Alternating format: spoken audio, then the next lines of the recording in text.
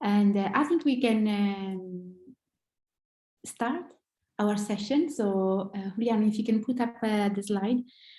I just want to say a couple of words about the session today, why the Go Lab has welcomed the suggestion to host this session with the Latin American Payment by Result Network. And then I'll talk you through what is the plan for the afternoon. It's quite an informal session, it's a learning session. So please feel free to post any question you have in the chat. And if we happen to use any jargon or any terminology that is obscure, please put the question in the chat too. There is no question that is too silly. If it's not clear to you, chances are there are other people in the audience that couldn't follow what we were saying or what the speaker was saying.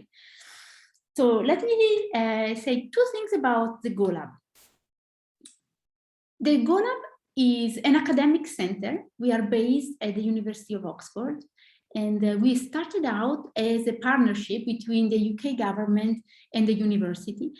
The aim of this partnership is to support governments, not just the UK government, any governments, to try to understand how it can unlock effective cross-sector collaboration and partnership among various actors in the market to achieve social outcomes and tackle complex social problems.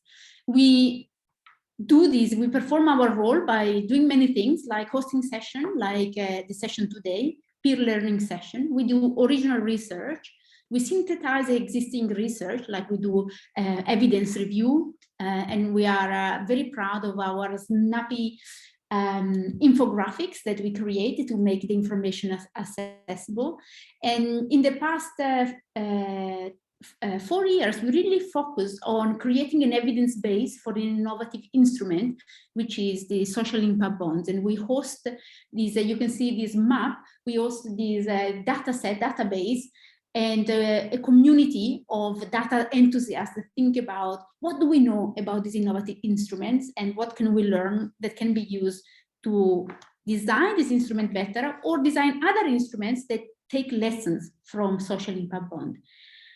I just want to define for all of us what do we mean by a social impact bond or a social impact contract, because the definition of what a social impact bond is at the core of the discussion today. And this is at the core in a funny way, because social impact bond, there is a text definition. If you just Google social impact bond or you go on our website and you see the description of a social impact bond, it's usually described as a textbook, as a contract that establishes a form of partnership between, or more than a contract, between multiple contracts, between three key players. One player is a public funder who is interested in seeing a better social outcome, say employment. And so this public funder is willing to put some money in order to see more employment. There is a service provider who is the person that implements the program. So how do we create more employment? We can do training, we can talk to employers and see what are the skills that are needed. We can mentor, we can help people writing their CV, we can give them skills that where there are skill gaps. So there is a service provider, often is a non-for-profit organization working in with complex social issues like unemployment. And what is unique about this contract between the public funder who wants to pay to see more employment and those providing the service is that this public funder only pays if there are results. So the service provider implements something, and if it is successful, it will receive a payment, which creates a sort of cash flow issue, because there are salaries to be paid, rooms to be hired. But what is unique in this contract is that there is a third player, which is a private investor, who says, I believe in this program, I believe in this service provider, so I will cover the risk and I will provide the upfront funding for this program to be implemented. And if it's successful, the public funder will pay and I will recover my investment. And so it's a win-win-win solution for these three parties. this is the textbook story, because in reality, all social impact bonds that we observe, and there are more than 200 being launched to date, are very different. And often there are things that don't quite work as in the textbook. So maybe one of these three parties is not at the table, or maybe doesn't have the right competencies, or maybe the contract that you need to create is legally not feasible in a particular context. Legally, we cannot pay for outcome, we can only pay for invoices. So how do you create this thing? Or it's very difficult to agree on a common goal that is measurable and monetizable. So although there is a textbook description about what is a social impact bond, what is really interesting in all the peer learning sessions that we host is that on the ground, what really brings people together is the desire to try to achieve a better social outcome, bringing to the table complementary skills, making it work. And there is a lot of innovation and public sector in the broad sense, those who work for public values, entrepreneurs that really try to pull their weight. And so what we have today, and the reason we wanted to host this session, is that in Latin America, we've seen many creative ways to go back to first principle, instead of saying, oh, let's create a social impact bond like the one that are in the textbook. What we've seen is various attempts to try to bring these people around a common goal, to use incentives to produce the desired behavior, and to create space to innovate, a space that is both operational and contractual, and the desire to have this attention to data to see, are we going in the right direction? And so there is a data infrastructure to inform the conversation. So the session today for us at the Go Lab is very exciting, because there are all these experiences, and we brought together the actual player on the ground to discuss their lessons, and we can interrogate them and provoke some ideas on how to improve. So the session is kicking off with a quick state of play and some emerging evidence. I mentioned that we have this collection of information and this map, and Juliana will talk us through what is there. We will have then a reflection for social impact bond that didn't launch. There is a lot of lessons that can be learned from those who tried and had to pause. We will then move in a panel discussion, and we have representative of the outcome payers, of the investors, service provider, and also intermediaries that broker the conversation to design a way of working together. So I hope there will be a very exciting, lively discussion, and I just want to thank Maria Laura, who helped us in putting together a panel, and I'll hand over to you, Maria Laura, to introduce the state of play. Thank you very much, Mada, and thank you everybody for joining this morning for most of the people who are in LATAM, and this afternoon here for everybody that's the other side of the Atlantic. It is really a pleasure to host this event together with GoLab and the Latin American Network for Pay by Results. And we have many of our colleagues that have, like Mara was saying, made this happen in LATAM with all the effort and all the different adaptations that we had to build into the tool. So the session today and the whole event today for Latin America is focused precisely on that. It's focused precisely on how this practitioners, investors, service providers, governments on the ground were building the missing blocks in order to make SIPs or outcome contracts happen in Latin America. So I'm going to give a little bit of a highlight overview of what is different in Latin America than other parts of the world where this kind of contracting or procurement is more routine. And first, I would like to talk about the drivers. So what have been the common threads? What were the drivers across the different SIPs or outcome contracts that were launched or tried to launch in the different countries, so all the way from Mexico to Chile in Latin America? The first one is that one of the first driving forces behind the creation of a SIP or behind the creation of an outcome contract has been the desire by multiple parties. So from the outcome payer to the investors to organizations such as the Inter-American Development Bank that was driving this agenda forward to test the innovation that the tool promised to bring, not only in the way to solve and work on many of the pressing issues that Latin America has, like employment, like access to education, like health prevention, but also on the cost efficiency and in the efficiency of using very limited public resources for the solution of these problems. So most of the individuals and organizations that were involved from a very early stage, and this is still a very nascent market in Latin America, into the creation of the first outcome contracts of SIPs, were driven by this desire to test this innovation and to see whether it worked and whether they could scale it to pass it on to the government so that public service could be procured in this way. And in this way, generating a virtuous circle of cost efficiencies and reaching those harder to reach individuals or solving some of the harder problems that Latin America faces in terms of social outcomes.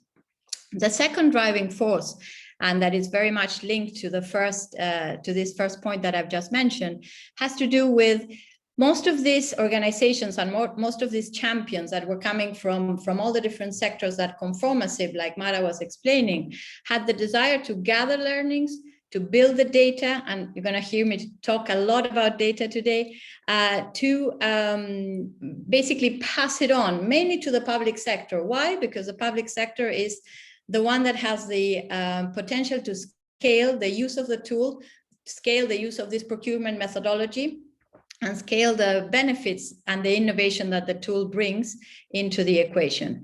So the sharing of learnings, the gathering of data, the building of data, and the passing on this data to other incumbent or newcomers to the conversation was key for many of the stakeholders. The IDB since 2014 had a very strong agenda to help countries build these first pilots or these first exercises or examples for SIPs, but so did many of the investors that were first movers into investing in the SIP, and we're going to hear from some of them today. And so were the foundations that were either acting as co-outcome payers or financing part of the development of the SIPs, and so were the service providers and the intermediaries and the government. So everybody had this desire to not only test, but also share learning. And in a way, that's how the Latin American Network for Outcome Payments was born. It was out of this desire to start sharing learning between intermediaries to understand how we can perfect and adapt the tool to the reality of Latin America, which is completely different than the reality where this tool was originated, which was the UK. So because we were all picking up all these learnings and, oh, this doesn't work, we need to find a new solution, we need to find a way around this, we created the network to do this, to share data, to share learnings. And it sounds very nice and cozy. It's not. It's difficult to share learnings and to share data in a meaningful way. And that's why the Indigo project of GoLab is so important. And I encourage you all, if you haven't done so already, to start sharing data through the platform. The second thing that it's a key line for our conversation this afternoon has to do with adoption.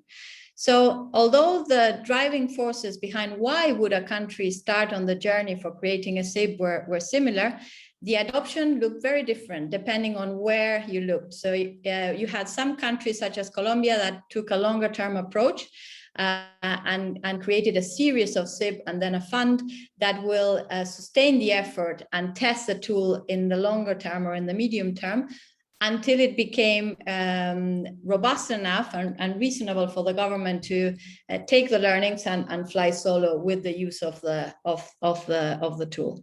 You had other countries such as Brazil or Argentina or Mexico that were testing one pilot, so one contract, and trying to, again, extract learnings from there and then apply those learnings either within governments or within the private sector. You had cases such as Chile, where the one spearheading the building of the first SIPs were actually coming from the private sector, and they grabbed the government by the hand to take that next step forward. So the adoption took different shapes, and it looks very different whether you look at one country or the other. But there is agreement that in order to realize the gains of that huge investment that all the countries had to do to get this first SIPs off the ground, or this first outcome contracts off the ground, you need to hold them over a longer period of time than just one SIP. So after going through the motions of some countries going through a longer program, the case of Colombia, the case of Chile, and other countries going for a one-off, let's try one pilot, and if it works, then we'll see how we scale it. The learning is, okay, in order to drive adoption, you need to hold it for longer. You need to hold the investment for longer, because otherwise, if you only do just one SIP, you don't realize the investment. It's too much. It costs too much to do just one. And you're not banking on the fact that all that investment needs to be then utilized to lower the barriers of entry for the creation of other outcome contracts, lower the barriers of entry for other maybe local governments that might want to try it, and lower the barriers of entries in terms of the creation of data that will inform better design in future SIPs or outcome payments. So that's one of the key considerations when you look at Latin America that need to be thought of. So many of you in the audience today are coming from countries that are interested, very enthusiastic about creating their first outcome contract. Well, this is one of the first things you need to consider. The last thing I wanted to talk about was adaptation. So as we said, the panel today is about the missing blocks. So how did this market players, when I say market, I include also the government and multilateral agencies and others, adapted the tool so that it fitted and worked for Latin America. And I think that although what I'm telling you about or shedding some light on is coming from Latin America, this is applicable to many other emerging markets in the world, or areas of the world that are emerging economies. So the first one is we had some missing building blocks that other areas of the world or other regions have. The first one has to do with regulation. Many countries, for example, foundations cannot become an investor, and they are supposed to be the first movers and shakers. But in the case of Argentina, for example, a foundation cannot invest in a SIP because they will take out their legal entity status, and they will have to start paying taxes. The second one has to do with stakeholder capacity and the lack of understanding. Okay, how does this tool work? How do I need to do this differently? So for every SIP or outcome contract that you create, you're having to provide all this capacity building to the market and bring them up to speed and hope that they don't change in their positions, either within the government or within the investor side or within the service providers, so that then you can move into the next stage, which is, okay, now we're going to develop it and implement it. So this building from scratch, or this stakeholder capacity, is key, but is one of the missing blocks. And data is missing. And it doesn't matter if you look at more stable economies such as Uruguay, or if you look at more erratic markets such as Argentina, you will see that data, both from a government point of view and from other key stakeholders in the equation for building an outcome contract, is not there. So you don't necessarily know how much does it cost to achieve a result. So how much does it cost that a person stays in employment for 4 months? And how much should you pay? Hence why the sharing of learnings and the retrofitting of this data into better design is key. And that is something that takes time. You need to hold the investment for longer to realize that gain. If you don't do that, you lose the investment on the first SIP that you created. And last but not least, there's adaptation that is needed in Latin America. We need to simplify the way we implement the tool and the way we design the tool without diluting the power that it has, the power to create these cost efficiencies and also the power to innovate. We need to communicate. What does a tool do in a better way? Sometimes we're too nerdy into how we communicate and we're not making it sexy enough. So after 5 minutes of me trying to explain, okay, this is an outcome contract and this is how it works, people are put to sleep. So we need to find better ways of communicating. And a lot about what we're going to hear today in the panel is about how these individuals manage to find a different way to communicate and hence manage to get a SIP off the ground. Related to this issue of communication, and this is something that we've learned the hard way in many countries, is we need to put the issue first, not the tool first. So put the horse and not the cart first. So if you're gonna use the SIP for employment, then talk about employment, and then talk about how this tool can help you solve this employment situation or education or whatever you chose. But don't talk about the tool and then try to retrofit the problem into the tool. That does not work. And that's something that we've learned across the board in LATAM. And finally, it's one of the major adaptations that we still need to do is we need to massively lower the structuring costs. If you look at how much does it cost to structure a bond, a traditional fixed income instrument, and how much does it cost to structure a SIP for the first time, there's a massive difference, and we cannot do that. That will, with time, get better, or should, but we're, in my opinion, worryingly beginning to see the entry of big fours into the making of SIPs or creation of SIPs, which is again, instead of lowering the structuring cost, putting it up again at market or commercial rates.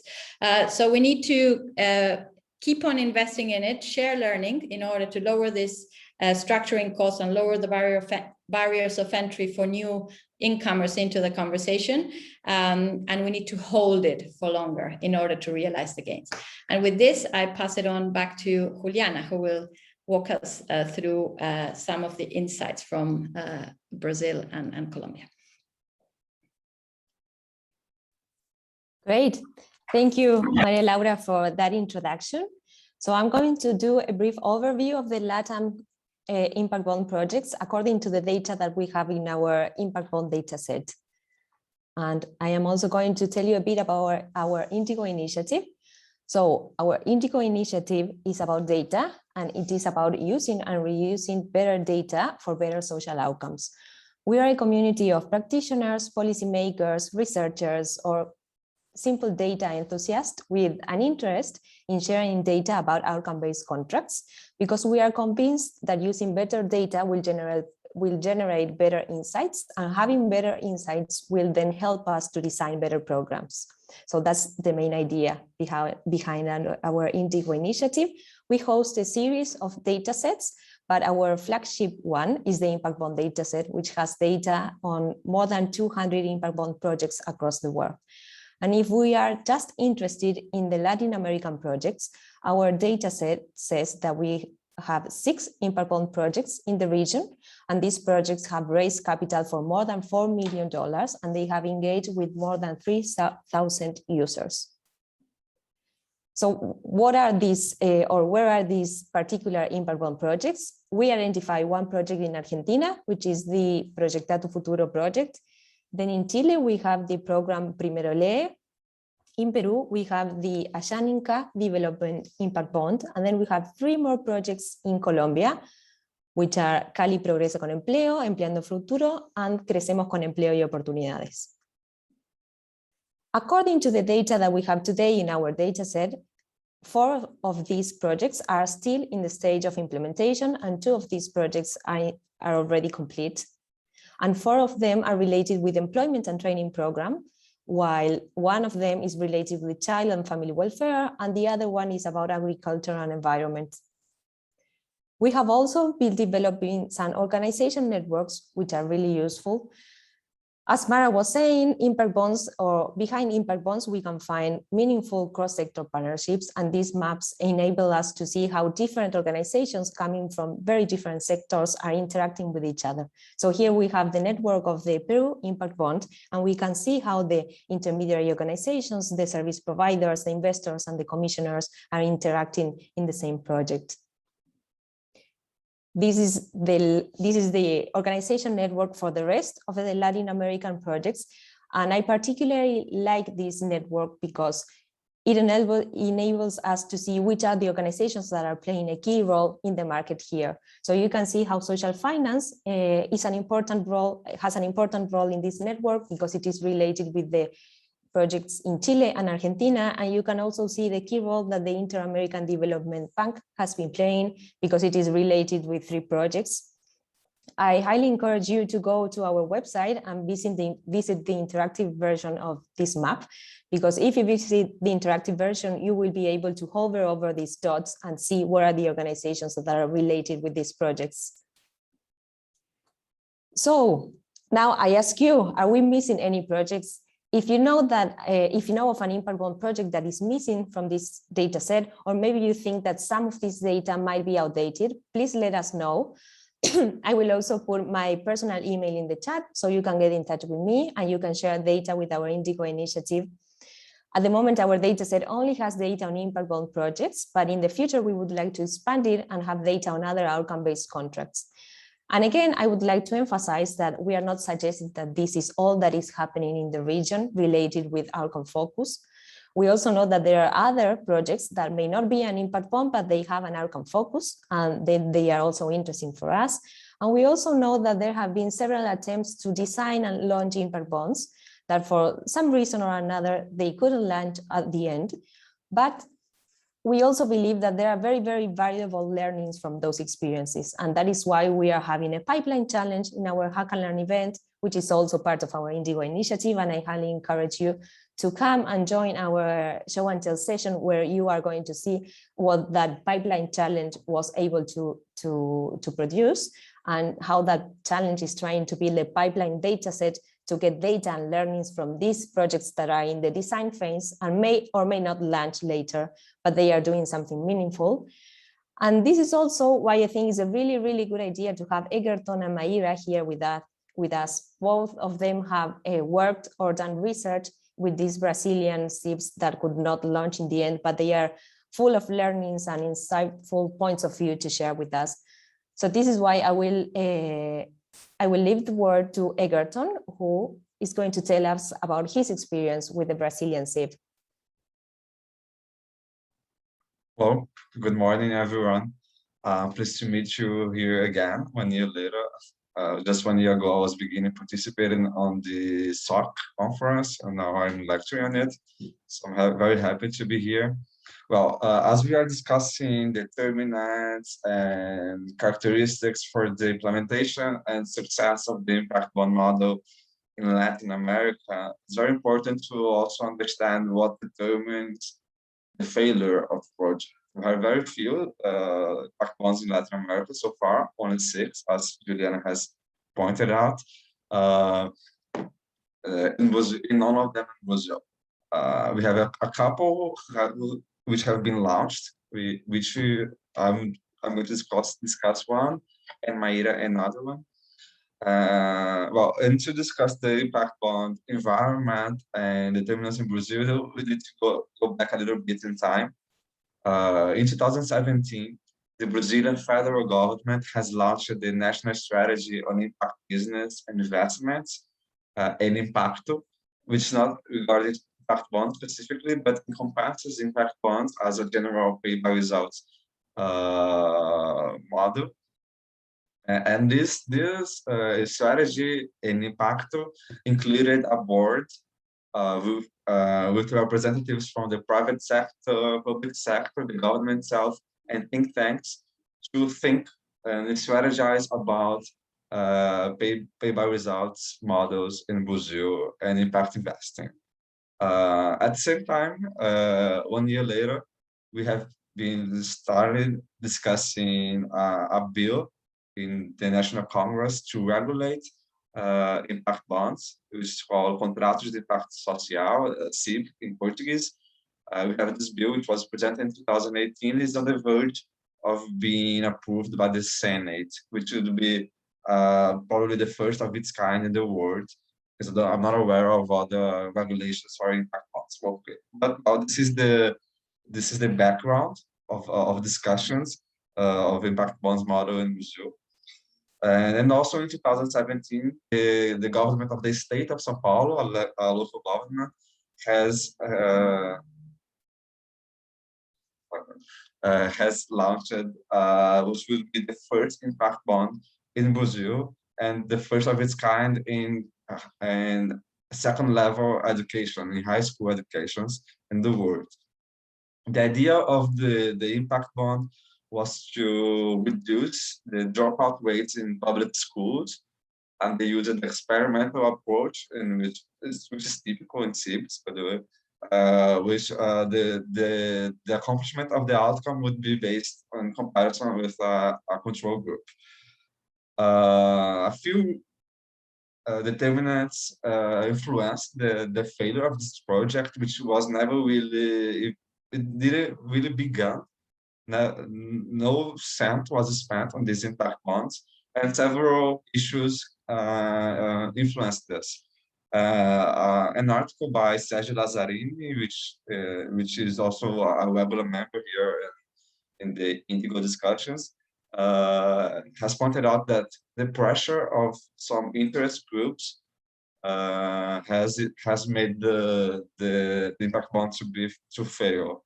And what these interest groups argued, and by interest groups, you can understand the teachers' unions and the student unions of the state of São Paulo. They have argued mainly two things.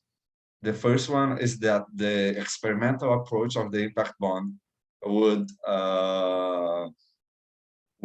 be breaching Brazilian ethical standards. And the second of all, that the involvement of the private sector would mean a privatization of the educational system. These were the two main arguments for this failure. Well, what I have found in my research is that we need to take into account these critiques and understand why they have influenced so much the failure of the project. Therefore, I recommend that, first of all, that discussion, which began in 2017 with the Impacto, which included the private sector, think tanks, and public sector, should also include the civil society and the targeted population in this discussion, because we can't be discussing impact investing with only the private sector and a very, very few public sector agents. We need to include also the participation of the ones most interested in any public policy, which is the targeted population, and they should be included in a broader discussion of a SIB, of SIB in general, and in every SIB in particular. They should be taken into account, and every step of the design of the SIB, the impact bond should be, the targeted population and interest groups should be included. Second point, transparency and clear communication of what impact bonds are. And this relates to the point made by Maria at the opening of this lecture. Maria pointed out that we need a clear communication of what impact bonds are, putting the problem before the tool. And I think this putting the tool before the problem, it was a determinant in São Paulo for the failure of the project. Well, communication is another aspect. And finally, under broad national discussions about SIBs, including the bill that tries to regulate it, which should include all these other stakeholders. Now I'll pass the word to Maíra, who has also some good experiences. Yes, thank you, Egerton, for your insights and your presentation. And hi, everyone. It's great to see you all here. Today, I'm going to talk about an article that me and Carolina Dueck wrote for GoLab. Carolina, unfortunately, couldn't join us, but I hope I can represent us well. So both of us, me and Carolina, we worked on two different attempts of launching SIBs in Brazil. Carolina worked in the education SIB that Egerton just mentioned when she was working with the IFC. And I worked with the criminal justice project when I was working in São Paulo's state government. So I'm going to focus on the criminal justice SIB, which is called Fundação Casa SIB. It was an initiative created by the government that started in 2018, and the project was archived in 2021, so this year. The government decided to take advantage of all the learning, all the expertise it gained with the education SIB. Even though the education SIB was not launched, it was designed, and a lot of work was put into the design of it. So the government decided to try another attempt in a different area. The Fundação Casa SIB was intended on reducing criminal reoffending of teenagers who were at the Fundação Casa. The Fundação Casa is the juvenile facility in São Paulo state. So the project was ready to be launched in the beginning of 2020. We even made market sounding rounds to talk to possible service providers and possible investors, which were very interesting. But then the first big challenge came that you all can imagine, the pandemic, right? So we decided to postpone the launching of the project because we were going to deal with teenagers from vulnerable backgrounds. So we needed in-person activities. So we had to postpone the launching of the project. And after that, and in that moment, I left the government to come to Oxford. So this part is my perception from the outside.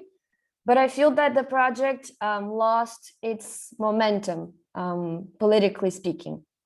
In 2021, sorry, the government did launch a tendering procedure, but it didn't get any bids, and that led to the project being archived.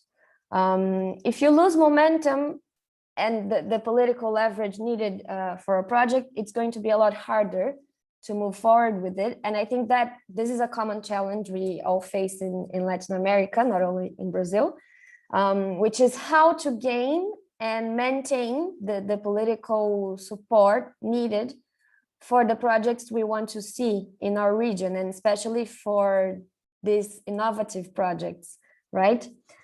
So this was my experience with the Fundação Casa CIB.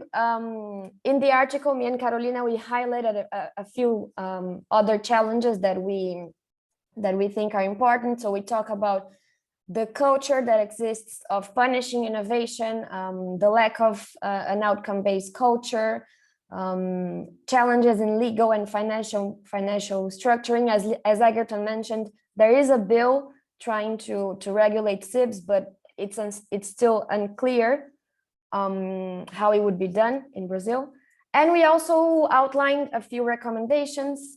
So it would be important to foster collaboration between different stakeholders, to promote knowledge sharing between the private and the social sector, to foster local debates, to create a network of practitioners in Brazil internally, and to create a local repository of innovative practices and of these attempts, right? Because we can learn a lot from them. So I will drop the link of the article in the chat. Please feel free to drop me a line if you want to talk more about it. And thank you all for your time. And I'm looking forward to listening to the speakers we have outlined for today. Juliana, back to you.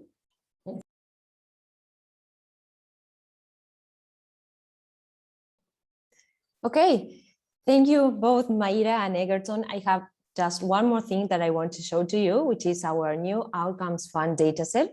Now we have a dataset on outcome funds, which has data on the purpose of the outcome funds, on the mechanism, on the SDG alignments, the host institution, the size, and the associated impact bond projects. So I think this could be really useful for practitioners and also researchers. We have identified 17 outcome funds across the world, and we know that one of them is in Latin America, which is the Logra Outcome Funds from Colombia. And we also know that there are 2 more outcome funds in the pre-launch phase in Latin America. One of them is in Chile, and the other one is also in Colombia, and both of them have a focus on education.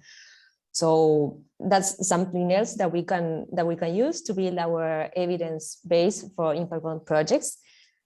That is our Indigo overview of the Latin American projects, and we are really looking forward to our panelist discussion. And I think it's over to Mara again. Thank you so much, Juliana.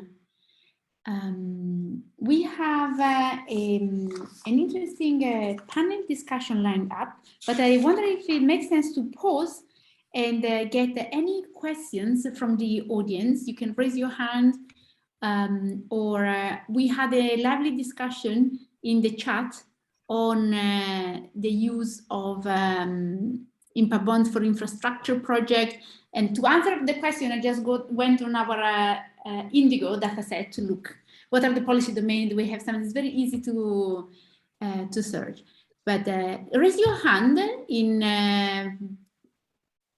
electronically, please, because there's too many of you for me to see all of you on the screen. And if you have any question, just before we move in the panel discussion.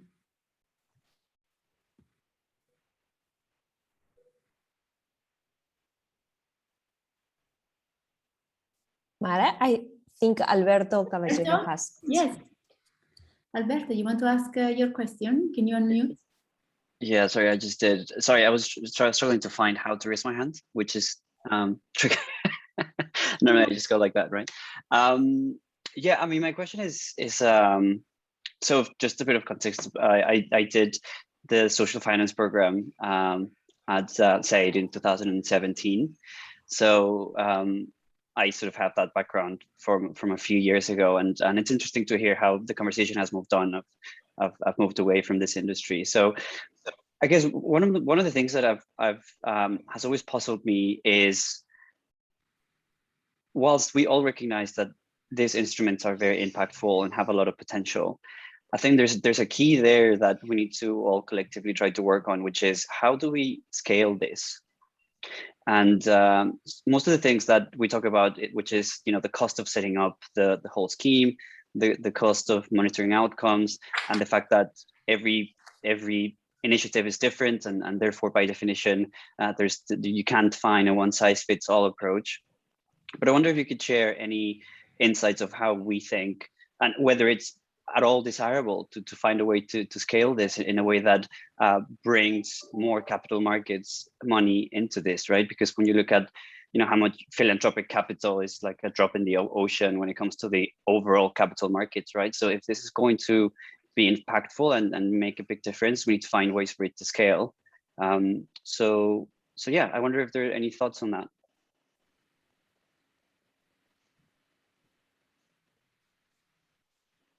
Thank you, Carlos, for your question. I think part of what you're asking is core to the discussion that we're going to have in the panel now. But yes, without scaling, as mentioned previously, we don't realize the gains of the investment initially made, and without scaling also you don't move from a drop in the ocean to a new way of procuring, especially for governments in Latin America. But I think many of our colleagues in the panel will be shedding some light onto precisely your point. Okay, sorry, I jumped the gun a little bit, but yeah, interested to hear your thoughts about that. Thank you, Carlos. Okay, I think we can move to the panel, and for future reference, at the bottom of your Zoom screen, there is this reaction. And if you click on reaction, there is a raise hand button. So for interrogating our panelists, that's the way you can do it easily. So Marala, I think you can introduce the panelists, and you can ask some questions, and I'll jump in later. Absolutely. So we have a panel de lujo for those of all of you who are listening in from Latin America. So we have the real doers and the real achievers, the ones that managed to gain some traction in Latin America on outcome payment contracts.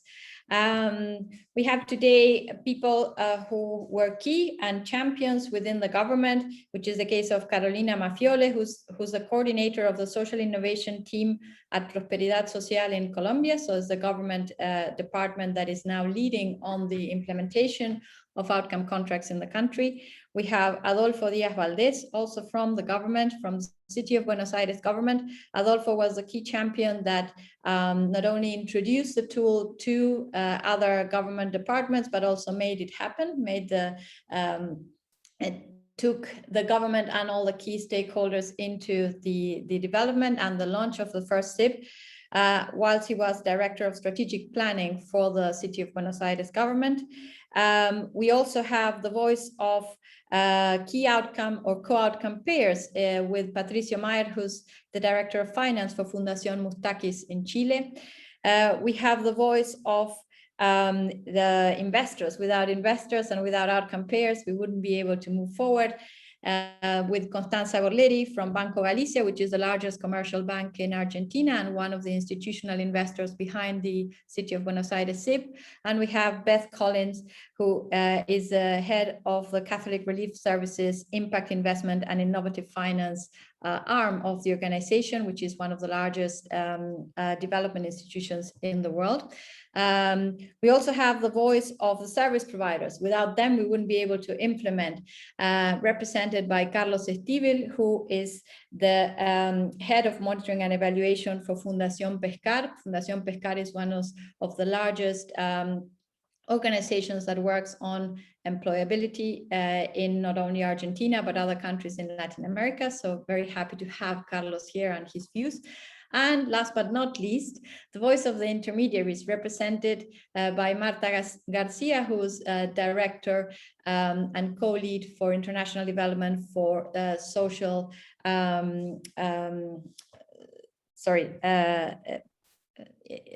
in the UK, so social finance, in the UK.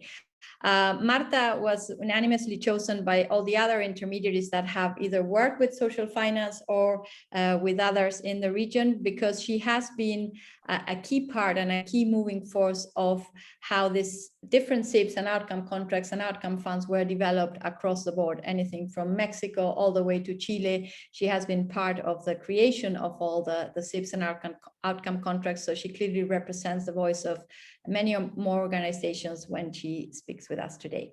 So without further ado, we're going to move on to the conversation that we have planned for you today. We're going to start by asking a few questions to the outcome payers. So we have a selection of different outcome payers, which represents the variety that we can see in the different contracts that were spearheaded in the region. And I would like to start by Chile. So by Patricio Mayer, who's the Director of Finance of Fundación Mustakis.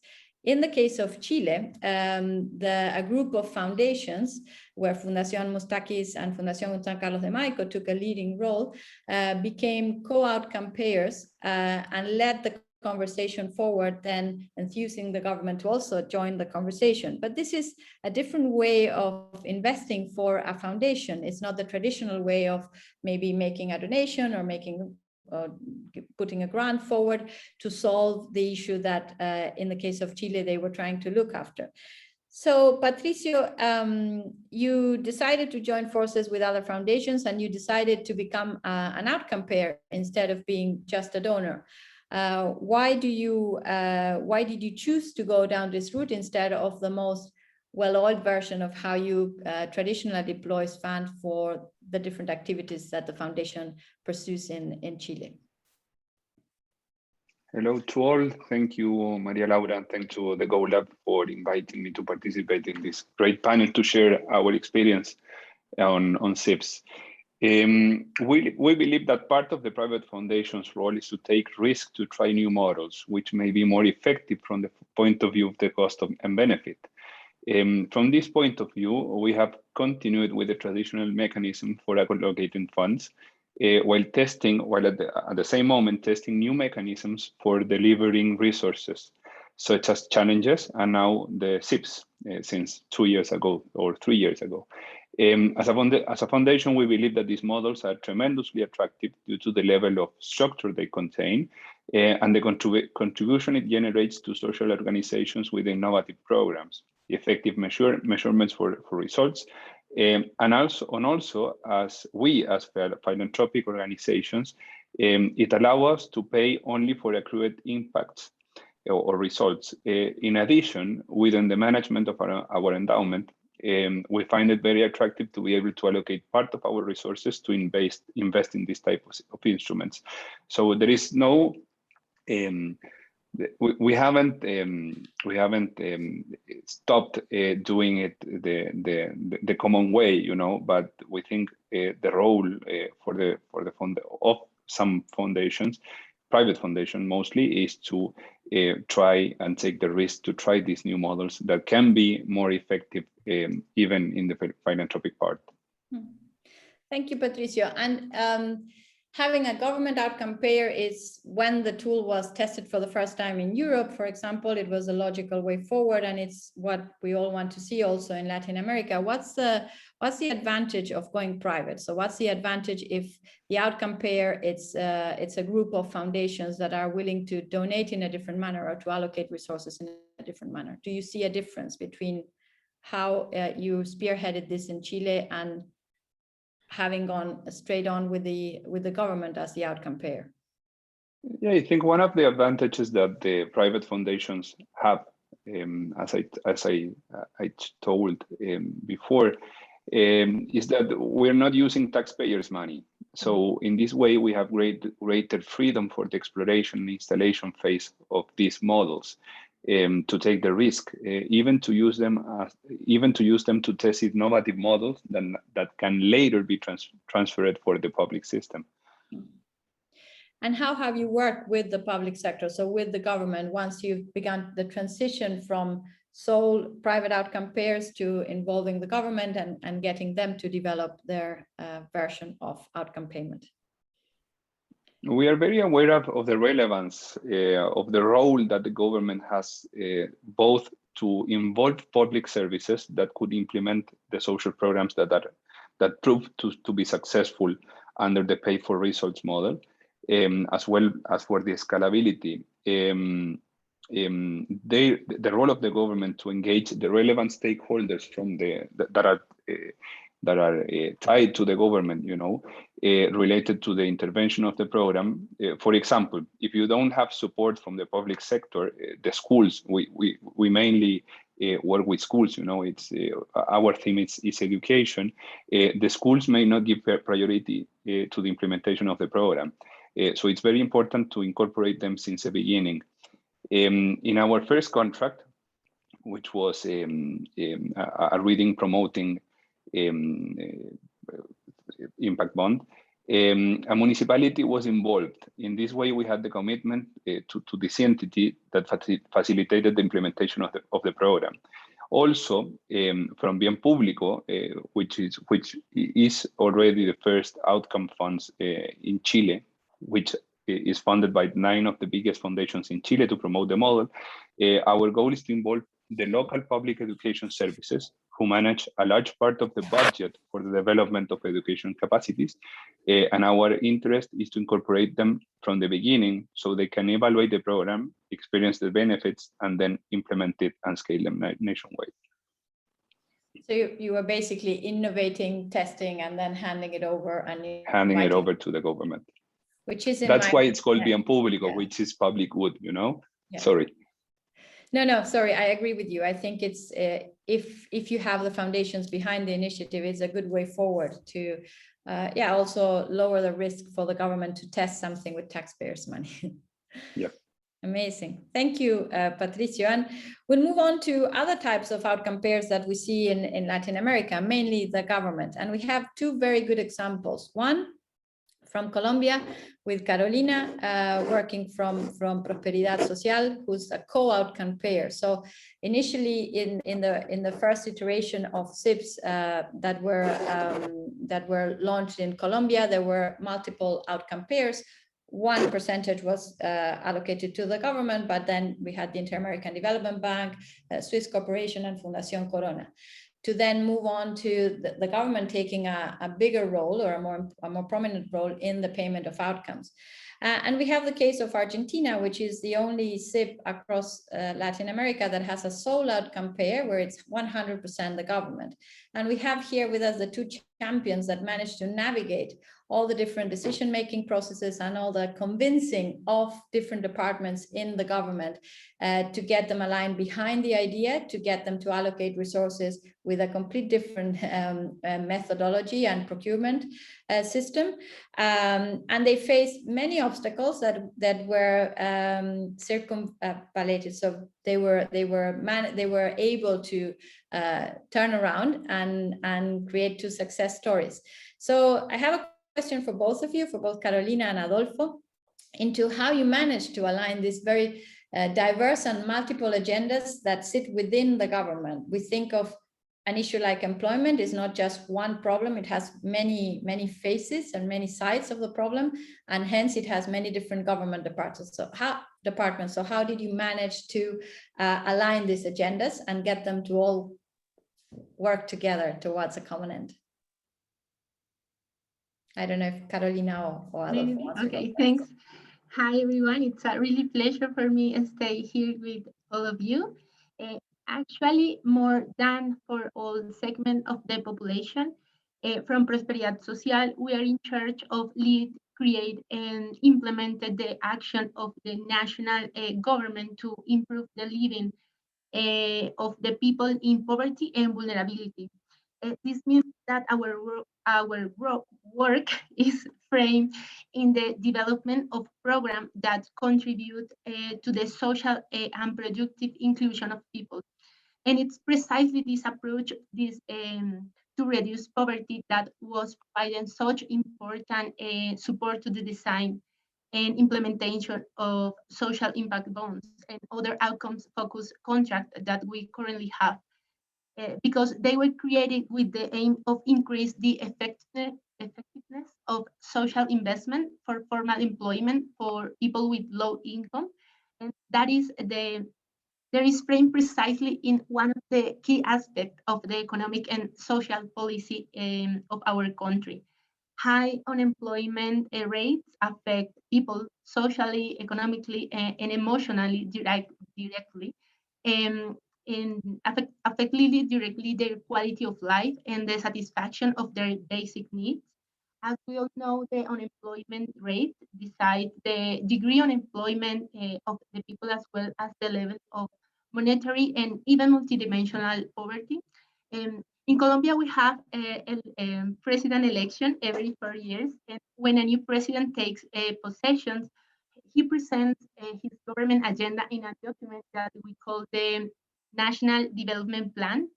And precisely between 2014 and 2018, years between which the first social impact bonds was launched in the country, the National Development Plan set as one of these goals to generate programs that will contribute to the employment of the population living in poverty as a tool for a more equitable and peaceful society.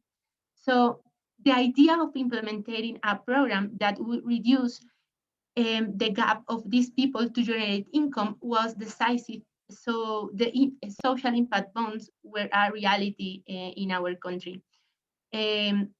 One of the main difficulties in structuring the first SIPs in Colombia was related precisely to the fact that it was the first time that a program that will pay for results in terms of job placement and retention of vulnerability people was proposed.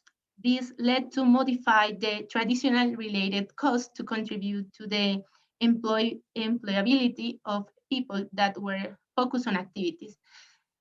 Being focused on employment outcomes meet many complexities in the design of the SIPs for all parties. For instance, determining what was the cost of the activities that needed to be implemented, the time required, and even the intervention model for the population were a bet for all the actors. The fact that different organizations were willing to assume the risk to participate in these SIPs, not only as investor, but as actors who were actually willing to risk their own resources to discover new ways of employment, allowed to generate agreements to structure the program and start its implementation here. Thank you, Carolina. And in your case, Adolfo, how did you go through the motions of getting everybody on board and getting the SIP launched? Hello, Manuela. Hello, everyone. How are you doing? Thanks a lot for the invitation and to you and to the GeoLab. So can I start by sharing a brief story? Some of the many different stories that happen actually, but I think sort of illustrates the kind of conversations we had. So we were just 3 months into the project We had spent the first previous months, reassembling the working table, redefining the project scope, etc. And we were super close to getting a technical assistance from FOMIN that would help us to actually launch the project. So we decided it was a proper time to have the formal involvement of the Minister of Finance. So we met him, we sat for, we have already been talking to his team, but we thought it was proper to have him on board specifically. So we met him, we sat for about 30 minutes, we presented him the project, the goals, how we're going to do it. And in the end, he said, okay, guys, I love this. This seems like an amazing project. I'm super for it because it's going to help us to have more efficient public policies. But I have just one concern. Say, okay, yeah, what? Well, my main concern is that, we cannot issue more debt. If we have to issue more debt, then I have to go to Congress and, pass a law. I said, no problem. There's no debt included here. I mean, it's just about a contract. So he said, okay, so then why do you call it a bond? And so then basically we changed the name of the project. And that's why in Buenos Aires, the project is not called Bono de Impacto Social, which means refers to the tool, but means it's called Vínculo de Impacto Social, that refers to the other possible translation, that is the link you create among different people. And this, we will have lots of this in the following years, and some of them were more dramatic and some others were as fun as this one. But I think this was the first time that I realized that if we're going to have to make this happen within government, we will have to probably adapt lots of things, include this local flavor. And so I would say that, how did we make it happen? There are some 4 or 5 key points related to this. The first one is, I would say that you need to be prepared to be super resilient, because you're going to have to adapt a lot. Basically, everything's going to have to change at some point. So you need to be ready to be super flexible. Like in our case, we had to sacrifice the name of the project from scratch. It's okay. That's what you need if you want it to happen.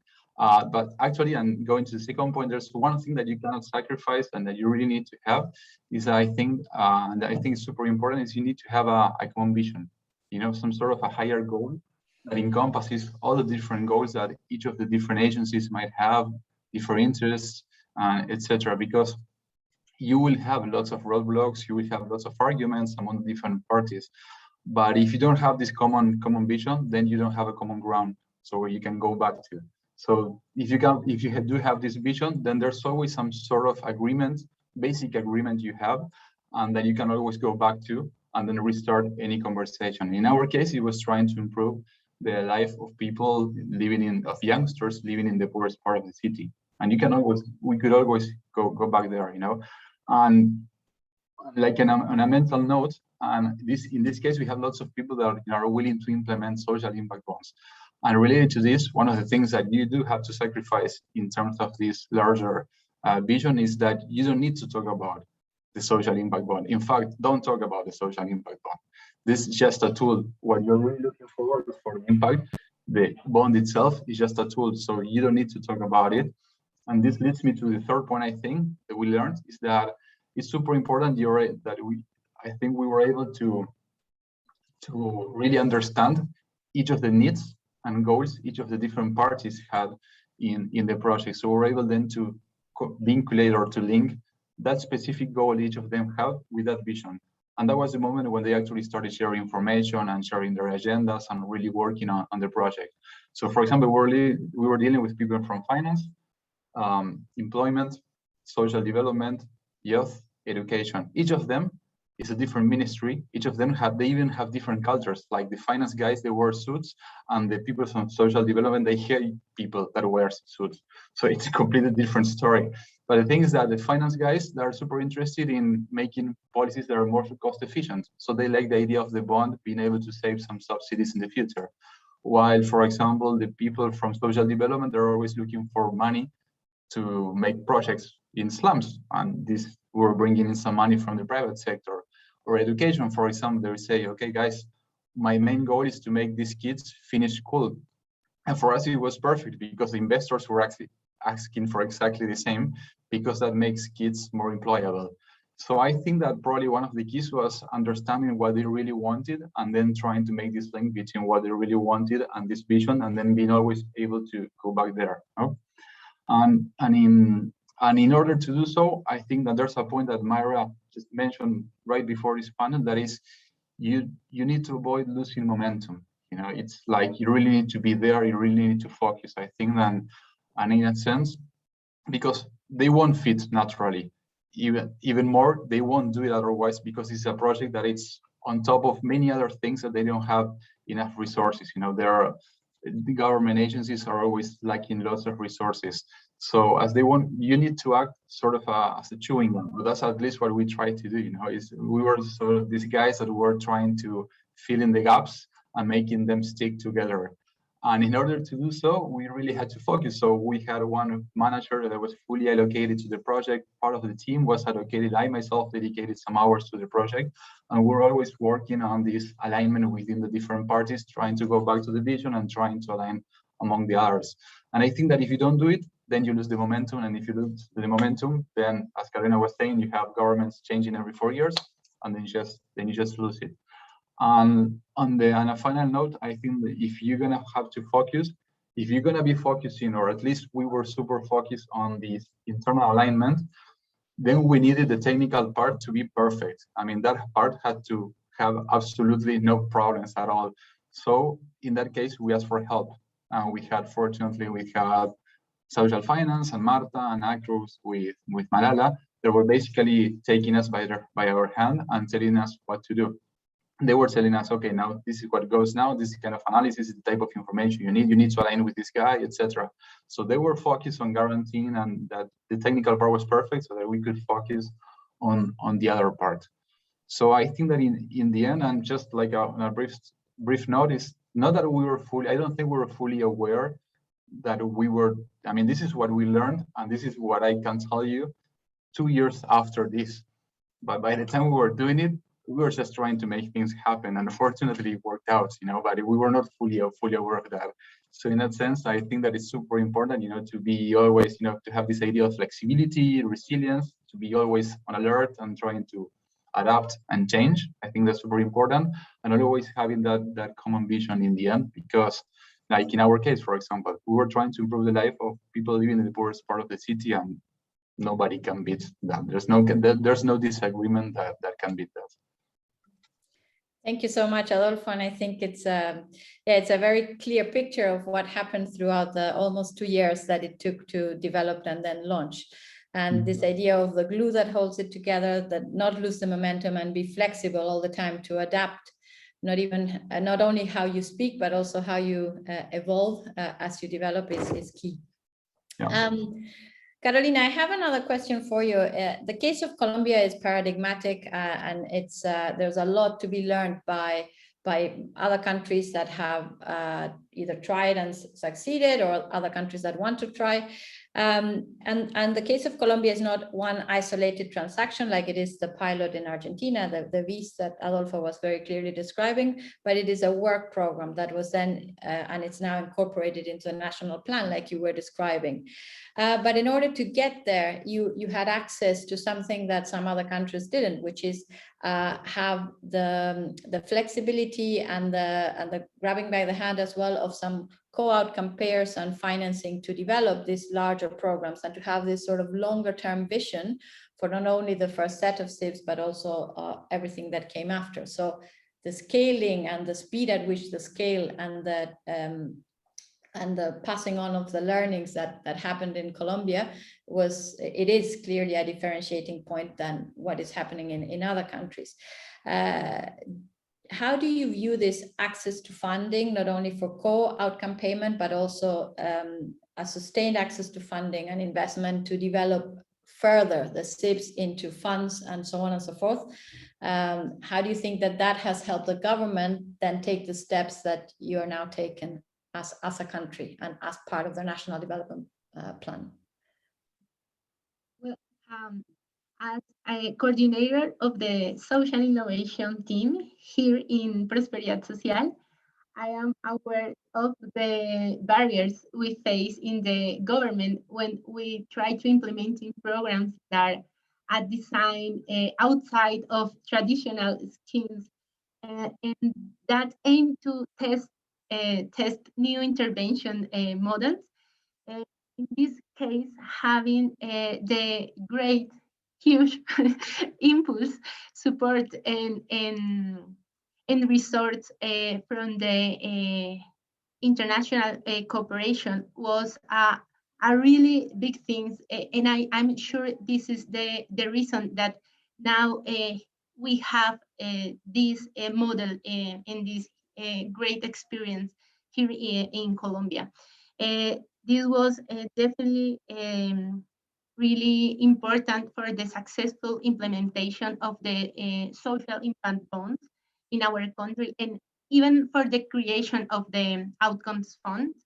The CIPSCO program created with the framework of a cooperation agreement between the State Secretariat for Economic Affairs from Switzerland and the International American Development Bank, Prosperidad Social, and Corona Foundation, provide a solid base for the implementation of outcomes funds or the outcomes focused contract in the country, since it was structured as a comprehensive and long-term commitment.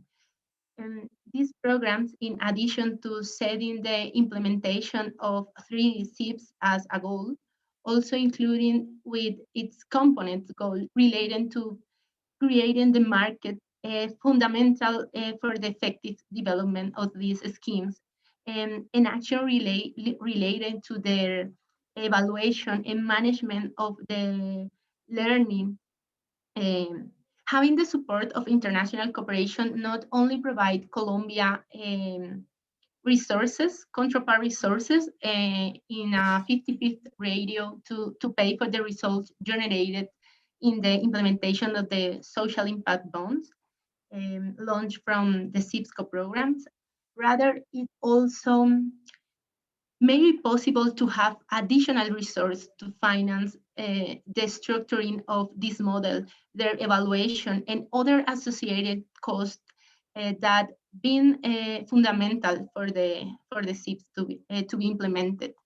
Could not, at least in the initial phases, being covered by the public budget, because we are really restrictive ways to use our public budget. But I think it's amazing, and we have an opportunity that we need to capitalize, and really we are trying to find or resolve how we can put all this knowledge and all we work in a way that is possible for others to learn about our experience. Great. I had one last question for both yourself and Adolfo. I think Adolfo's connection dropped for some reason. We've had some... sorry. Sorry, Adolfo. So in your case, Adolfo, you mentioned how you navigated all the different conversations, and you told the story about the guys from finance and the conversation with the Ministry of Finance in the government. For the government to become the sole outcome payer, procurement needs to massively change. And this is not something that it's simple, because governments are used to paying by services, and the budget, if it doesn't get spent, the minister or the secretariat that doesn't spend that money is penalized by not getting enough for the following year. So how did you manage to work with the finance and procurement side of the government in order to get them to understand, okay, this is a different way of allocating budget. Underspending doesn't mean that we failed, it means that we saved. And how did you manage that conversation? And there are many other government officials or corporation officials that are listening in today. So what would be your advice to them for that particular key conversation? Yeah, couple of things, I think. Well, the first one, it was a mess. It was super complex. So fortunately, we were able to find like this breakthrough solution, but it was super complex. And I think that the key things they're very related to what I was just saying before. And as you were saying, Malala, these bidding processes in the city of Buenos Aires is super strict, because it's basically made this way trying to avoid corruption. So in that sense, whenever you have an RFP or you're doing any kind of bidding, you need the proposals to specify the different prices for each of the units you're gonna have, and then you will have to pay exactly based on those units that you executed. And the problem with this kind of contracts is that that price is not strictly defined. Ex-ante is just defined afterwards once you have all the results. So at that point, when we got there, there was a break. There was a big problem. But fortunately, what we had was not only the finance team, but we had a great legal team participating in the process. So basically, the legal advisor of the Office of the Chief of Staff was involved in the process. And probably because she found this super interesting and she was able to align to that common sense, she started working extra time on trying to identify a specific way to go through this bottleneck. And she was actually the person that came with this idea of, instead of doing this like public bidding, she proposed very specific kind of hiring we have in the city of Buenos Aires for very specific programs. Like, for example, we developed 20 years ago a new neighborhood called Puerto Madero. We call in for the different proposals that have to be more macro and they have to comply with some specific criteria. So basically, we treated this project as this kind of, so we went through that type, and you really need to justify why you're doing this. And in order to do so, you need a big legal team helping, with writing everything down and defining all the terms and with all the legal terms. So I think that the key there was we had very good lawyers working in-house and that were super committed to the goal of the project. And they went creative. And I think that, the best possible lawyer that you have is not the one that tells you no, but the one that tells you the way you need to go. And these were the kind of lawyers we had. So that was great. But it wasn't us. It was just them trying to figure out a way to be able to move forward. Amazing. Thank you, Adolfo. And that's absolutely true. You need very creative lawyers and very creative government officials to navigate it. Mm-hmm. Carolina, in your case, Colombia has very tight regulatory constraints, especially when you're looking long-term outcome payments, so similar to the case of Argentina. So how did you find these creative solutions to the constraints in regulations that you face?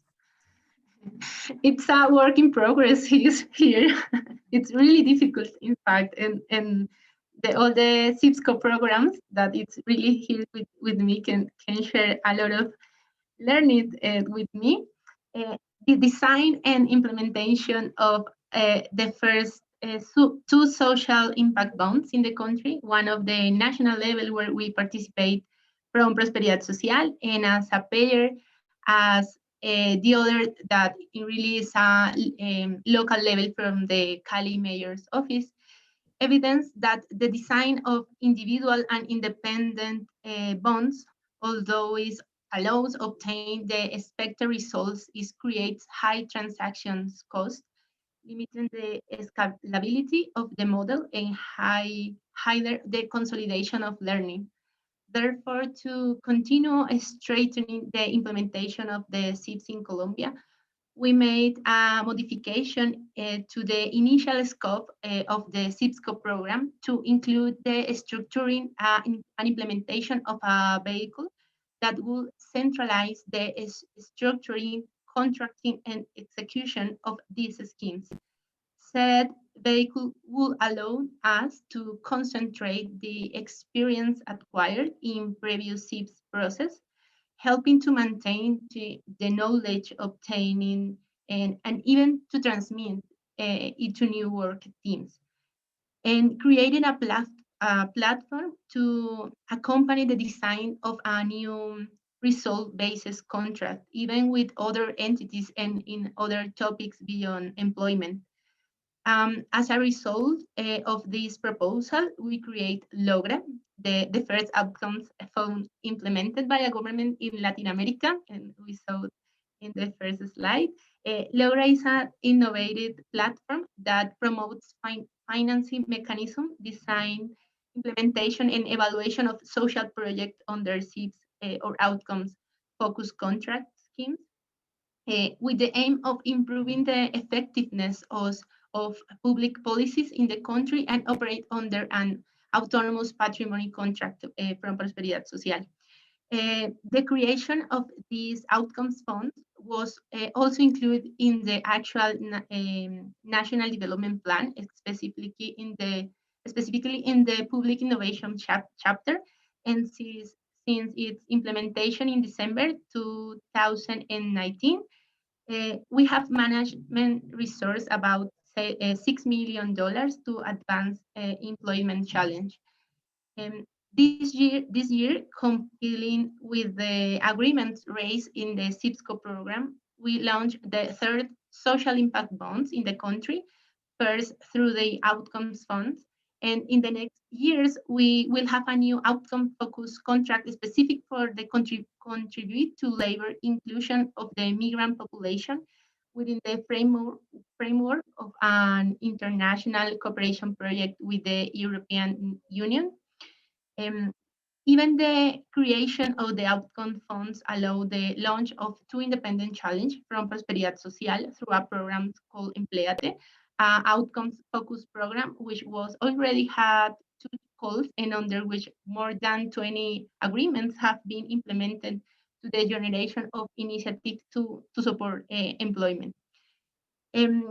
However, we still face some of the barriers mainly related to the lack of regulation for this type of contract. The annuality, for example, of public spending in Colombia and the organizational structure of a new vehicle. Currently, with the support of SECO and IDB resource, we are carrying out a study to generate a proposal for a legal framework that facilitates that and continues to strengthen the implementation of this scheme in our country. But we are working on that. Thank you, Carolina, and thank you, Adolfo. I think between Patricio and Carolina and Adolfo, you've painted a very robust picture of what is it like to do this for the first time, to gain the traction and to bring the government by the hand in your different roles. So thank you so much. If people want to make questions, the chat is open and we're answering as they come. We're going to move now on to the investors. So the first thing you do when you try to structure a SIP or you try to do it for the first time or the second time or whatever time in a country is you find the outcome payers. And the second thing you do is you find the investors. Without them, you cannot move into the next step forward. And we have the pleasure of having Beth Collins, who is Head of Impact Investment for Catholic Relief Services, and Constanza Gorleri, who's the Director of Sustainability for Banco Galicia in Argentina. So I'll start by you, Beth, because Catholic Relief Services is one of the largest international nonprofits. Traditionally, the organization, on one side of the organization, you invest through grants, through development aid, and the side of the organizations that you manage invests instead of donating. But this is not the most traditional way of investing for the organization. So why Catholic Relief Services decided to push forward and become one of the investors for the Nuevo León SIB in Mexico? If you could shed some light on that. Well, first, thank you for including us on this and me in this panel. It's really very interesting. And yes, you slightly explained we are, our SIB is in the state of Nuevo León in Mexico, and it's focused on youth employment in partnership with Youth Build Mexico as the implementer. The government of Nuevo León would be the outcome payer. We are the investor. And in partnership with Henderson Albero as the intermediary, which they've been critical, I believe, in Irina Albero's on the call today. So we came into this in around, I believe it was January of 2020, which will say a lot as to where we are today, as a co-investor. The group was looking for a second investor. We have a very close relationship with the implementer in Latin America. And we have a number of priorities at CRS at the global level. One is youth employment is a very, very key priority for CRS, but also looking at innovative mechanisms to advance our development outcomes and our development priorities. So for us, this was very interesting to test the model, let's just say, and come in as an investor. It's a very small bond. And we saw it as a way, A, to work with a partner that we already knew, to invest in a partner that we also already knew, but C, but test it as an innovative model that we could scale. So yeah, that's why we did it. So we both are, you know, we CRS at the global level, and I would say also specifically at the Latin American level, is really trying to lean into innovative finance and different ways of looking at development. And we have actually two small funds, both in Central America. One invests in water and one in rural, local agricultural enterprises. Thank you so much, Beth. And Constanza, I'll move on to you because you manage the sustainability side of the business for the largest bank in Argentina, and the bank through your leadership and through your team usually invest into social investment or impact investment in a very traditional way. And then when you look at investing as opposed to grants or donations, it's done in a very traditional finance way. But you had to navigate the transition from this is not a grant into this is an investment, and go through the motions of speaking with your colleagues on the investment side of the bank to get them on board into investing into a model that had not been yet tested. So I had a particular level of risk into Argentina for the first time. So using a complete different tool and model internally for allocating resources for social investment. So what was your experience, and if you could share with the audience what was your way forward, what are the steps you took, and what were the challenges that you faced when having these internal conversations and getting them on board? Thank you, Malala, for your question. Hello, everyone. As you've said, Banco Galicia is the largest Argentinian commercial bank, and it has a strong presence around the whole country. And we have a range of financial products, and we offer them to different types of clients. But more important, Banco Galicia and this group subsidiaries are one of the key social investors and philanthropic players in the country. So historically, we have been supporting projects that range from access to education, healthcare, job promotion, SMEs development, and finance preserving arts and culture. As you said, traditionally, the bank has used a non-reimbursable grant to support its social investment programs. And that's our history. That's the true before 2017. No? Many of which were in the area of employability and education, as you've mentioned.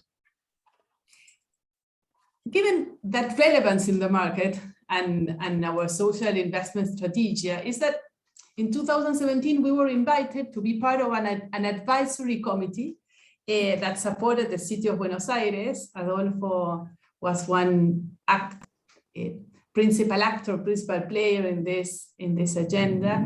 They invited us to understand, to speak, to navigate through this BIS, no? or special bond, as Adolfo said, it was finally called because of the technicisms Argentina permitted. They tried to make us understand how it worked, the experience of this bond in other parts of the world. The key factor that it wasn't the same as what we've been doing. What really was appealing from day one was the idea of the innovation behind this whole process. No? The innovation that the tool brings, and that if it worked, because here was the big question, that if it worked, it could really provide a different way of working and using resources in a more efficient manner. No? Not only for the government, but also for us, for the philanthropic capital in the country. And that was something very, very attractive. But I vividly remember when Malala and Marta, who were in charge of advising on and developing the SIB, especially they asked me and other investors around the table, they told us, behave, think, and act as an investor, not as a sustainability director used to think by financing through grants. No, and that was a very good first advice. Think, behave, and act as an investor. But it wasn't me the only one they had to convince, because I was convinced that this was a great opportunity. So once the BEAS was designed, we decided to support it. I decided to support it. And we became one of the leading investors in it. But I had to put the request into practice. I had to go through the motions of presenting the investment in the BEAS as an investment. And that's the key issue. And as an investment, going through the due diligence and the risk assessment, profiling like any other investment would have to go through. And that was a whole experience. It really was. It took a lot of internal advocacy and capacity building on the side of the teams that assess potential investments from the bank, as the first reaction was to try and fund the project as using a grant model. No, they said, why? We even faced lots of discouraging comments. No, it won't work. If you insist, we can give you the money as a birthday gift. But this idea of driving them through a different way of thinking was something not very, very difficult to achieve. So we used all our amount of organizational capital for them to trust on the instrument, and include it as an investment in the bank records. We could go through those conversations, and we finally included as an investment in the bank records. We went through a number of very difficult meetings where this model was sort of fine-combed, and we faced some very challenging questions and some discouraging comments, as I said before. It helped us a lot that other countries had gone through this experience. We could relate to those government champions and fellow investors in SIPs. But we knew that if it went well, then we could scale. At the beginning, we were speaking about scaling. But if it went all badly, this was not only harmful to this punctual strategy, to this base in particular, but it would be harmful for most of the things we would want to do in the future. No? So it was, in this sense, a huge leap in faith, and not only from the position I serve, but also for the colleagues in the investment side of the bank that jumped with me. This was something I couldn't do alone. It was something we did as a group. Adolfo was speaking about common vision. We had to have that common vision to sort of go through all the conversations we had to go through.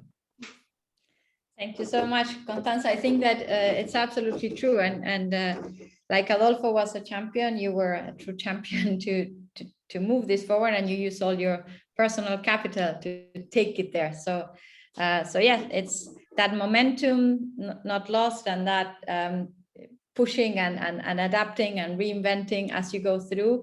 It's as true for the outcome pair as it is for the investors and for the service providers. Beth, you've also had your share of difficulties when investing in this way and investing in a tool that is yet to be proven in the case of Mexico, and also accompanying other investors that will sit around the table with you.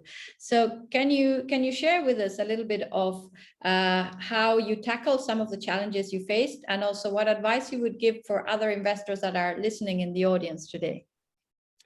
Well, first of all, we're now the only investor. So that makes the conversation with the other investors easier. So it's just us. So as I said, we started this conversation in January 2020, and the design had already been done. There were two investors. This was already sort of in the launch phase, and one of the investors had pulled out. So we were brought on board because of our strong partnership with the implementing partner, Youth Build Mexico. And then the second investor had to pull out because then COVID hit. So if you asked what our challenges have been, I would say, you know, really twofold, which is COVID, and I can explain that a little bit, and also elections. So one, which led to delays, which then took us to an election. So when we came on board, you know, we had an excellent intermediary in Henderson Albero. We had the great, you know, the design was done. Youth Build Mexico was there already. The government of Nuevo León, the Minister of Finance was on board. I even believe there was money set aside in the budget. And we had the support from an interesting group that I don't know if it's unique to Nuevo León in Mexico, but we found them to be very helpful, which is the Consejo de Nuevo León, which is a strategic body that's made up of academia, private sector, even government officials. And this group, you know, it provides policy advice and so on to the government and crosses elections. So they're always there. They're there. So they've been unique in supportive of this initiative as we went into an election. So again, so once we ended up as the only investor, there were really only 3 to 4 groups we were talking to. We were the implementing partner, the budget, our intermediary, the government, and the Consejo de Nuevo León. So when COVID hit, I mean, there was just you can imagine the government, we have government officials on the phone. I mean, the budget, the priorities of that budget are going to change and changed immediately. So we had a lot of delays around that. And then we entered an election cycle and right now it's all on hold. And our hope is that through the Council of Nuevo León and with the new government, we'll be able to, and with Henderson Albero, with Arena Albero, we'll be able to restart the discussions and actually be able to close it. We're interested in, and because it's us, CRS, we're able to, you know, sort of keep this alive with the hope that we can ultimately implement it. It's been a challenge, I would say, probably for our youth, you know, for our implementer, because, you know, they're, you know, being on hold for something like this isn't the easiest thing. So so I don't know if that answers your question. Absolutely. Thank you. Thank you so much, Beth. I'm gonna ask one more question to our investors in the room, and then we're gonna open it up for questions from the audience in case you have some for either the outcome pairs or the investors. So Beth, you were very clearly describing what happened with the pandemic and what happened with elections and what happened with how that slows down processes, stops everything, and throws all your numbers out of the window. And the same happened in Argentina in terms of, we had an election, we had one of the greatest macroeconomic crises in the last decade that is still ongoing and quite deep. And then, as if that hadn't been enough, we had the pandemic coming in, which directly affects the ability of especially underprivileged youth to access employment. So despite all that, the Argentine SIP began to shed or provide very good results, very interesting results as from last year onwards. And we're beginning to realize those results by repaying those investors. So the SIP had one lender, which was the Inter-American Development Bank, and it had 5 investors. And we have begun to repay all of them, which is a key milestone for the use of the tool in a context as volatile as the one we are currently experiencing in Argentina. So Constanze, you mentioned you had to jump through hoops of fire to get your colleagues from the investment side motivated to and take this leap of faith with you to invest.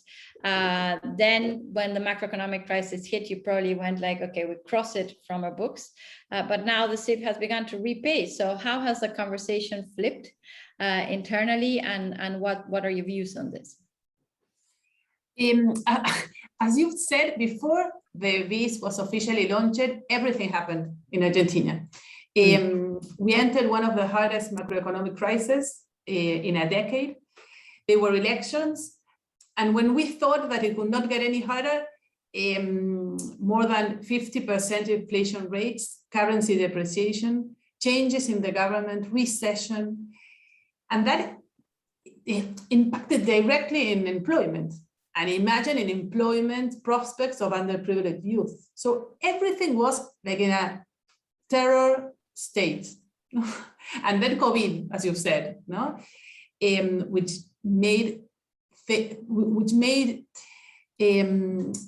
obliged us to change everything in terms of what we had planned, no? And also the different NGOs that would work with us, no? So the initial reaction, and my initial reaction was, if we lose this investment, there is no possibility of recovering the invested capital. We had made such a big effort. We had had so many difficult conversations. We had worked with so many different areas. We didn't have the hat towards making this happen, that we thought we would lose what we had proposed. But as you've said, things become to change, and they didn't change because of a miracle. There is where the tool kicked in. And this is part of what I want to leave as a message, perhaps today, because we behave like investors, as you said at the beginning, and work hand in hand with the service providers and with you, with ACRUX. The role you had as performance manager was crucial, was central. We were and still are constantly trying to find alternatives. I think this idea of adaptation is something we went through, and it's really something that works if we have this common purpose and have this capability of being adaptive to the context. Things can be solved. And then there is where results began to change, began to come. In 2021, the repayments started to slowly flow back in. At the present, we have a 36 success rate for the SIBs, and we still have 10 months to go there, to go where the longer term results will be realized. No, we have almost a year to go, and we are expecting to have good, even better results. No, the prospect are promising, and we are very happy because this is not only our expectation, it's the expectation for scaling, it's the expectation for other SIBs to be held in Argentina. It's not now convincing my colleagues to test, not only to test this tool, but to test the results of this tool, to implement other tools, to explore new ways of investment, to expand our investment. We are speaking in this SIB about employability and employment. Other issues can be brought into the agenda. So the ultimate outcome is that we can invest with quantifiable and demonstrative impact and find a more sustainable way of using the capital we allocate to invest in these issues. We really can, and this is a proof, the SIB is a proof that we can go in that path. So perhaps I wrote down my final thoughts, no? And we don't necessarily need a perfect market or conditions to implement this tool. We don't. Argentinians' conditions were the worst ever, the worst you could imagine. And the beast worked. We had this common vision, we have this capacity of adaptation. You need a committed group of investors. We were a committed group, we still are a committed group of investors, seeking for innovation, seeking for alternative solutions. And perhaps if I imagine future SIBs, we've learned a lot. we learned that we need to simplify and lower the cost of structuring. We need to simplify the launching and the operation of the SIB. And we above need to scale the benefits. No? And I think that there are I'm very optimistic in terms of the perspectives of this one, of these SIBs, and the SIBs to come. So thank you very much, Malala. Thank you, Constanza. Thank you, Beth, very much. I'm going to pause for a second to see if the audience has any questions that you would like to raise. If you raise your electronic hand, we can tackle them, or you can write them on the chat, and we will go answering them as we go.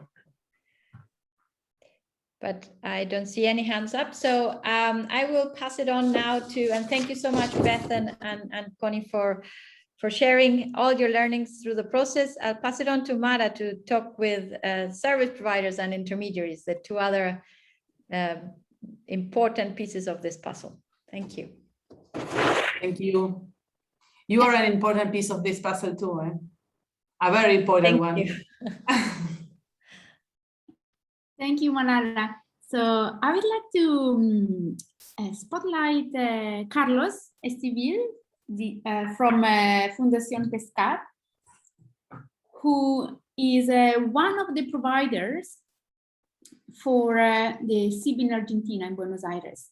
And there are 4 providers who work alongside Fundación Pescar as a civil society organization, as we said at the beginning. They support training and employment projects. And Carlos, if I can kick us off, I wonder if you can share what, from the perspective of a service provider, what you see as attractive, what are the benefits that you see in working with an outcome-focused instrument? Okay, thank you, Mara, for having us. Thank you, everybody, for listening and for the invitation. It's quite hard to reply with a short answer. I'm going to try. Just to give you a hint about it, I've been working in Pescar since 2009, and we never delivered a program that had such an internal impact as the city of Buenos Aires SIB. It was like the perfect opportunity to get the team on board in a highly result-oriented program and to transfer that framework amongst all our other initiatives. So in that sense, it was really, really good and allow us to deliver and develop new methodologies all around the organization. I think that was like a huge highlight about this.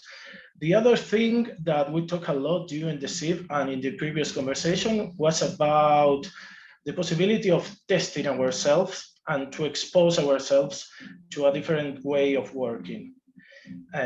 We commit 100% with the result we promised, as a matter of say, to the investors. And despite all the tragicomic issues that happened in Argentina that were mentioned by Adolfo, by Constanza, we managed to deliver all the results we commit to. And that exposure made us grow really significantly inside the organization. The other thing was really particular about the aim of the bond, that was an institutional decision of deepen our impact on popular neighborhoods in Buenos Aires City, basically called the slums or that part of the city. And obviously it was the opportunity to reach more than 350 more beneficiaries in Buenos Aires City, and that was really, really attractive for us. Thank you, Carlos.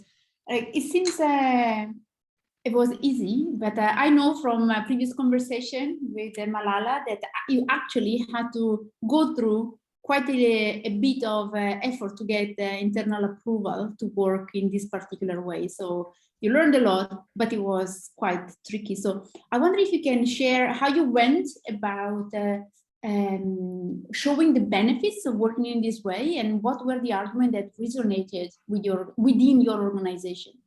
Yeah, it wasn't easy at all. That's for sure. It was fun, but it wasn't easy. We had like a particular board. Mainly the members are businessmen, so it was easier than in other NGOs. So we started like with a little leverage on that point. But we mainly focused in two things to convince the board to get on board. The first one was a complete risk assessment of our involvement in the SIP. That was like a huge work. And by risk, I mean from not being able to finance the project with the budget we negotiate because of inflation rates and everything, and the typical Argentinian problems about macroeconomic situation.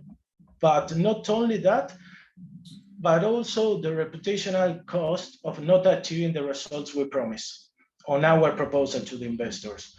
Some of the investors were already working with us in other initiatives, were donor allies. The civil sector in Argentina, it's kind of small, so you get each other in every single initiative. So then it was like a huge risk not being able to achieve what we promised. And we just couldn't fail in that sense. And the other thing was, okay, let's minimize each of the risk. Once we get to that point, the other thing was, okay, we have the responsibility and almost the duty as one of the main NGOs in Argentina that works with employability to be on board of this. And the board, our board say, okay, manage the way, but we need to be on this. We always complain we don't have any opportunities, new frameworks to work on our scope of work. And when something new appears and it's this kind of attractive, we can't get aside. So, okay, let's figure it out. Thank you, Carlos. These need to manage the risk and the reputation that you put at stake. I think from what I understand, one of the things that puts you in a good position to do that was your ability to use data measurement and have this adaptive management practice.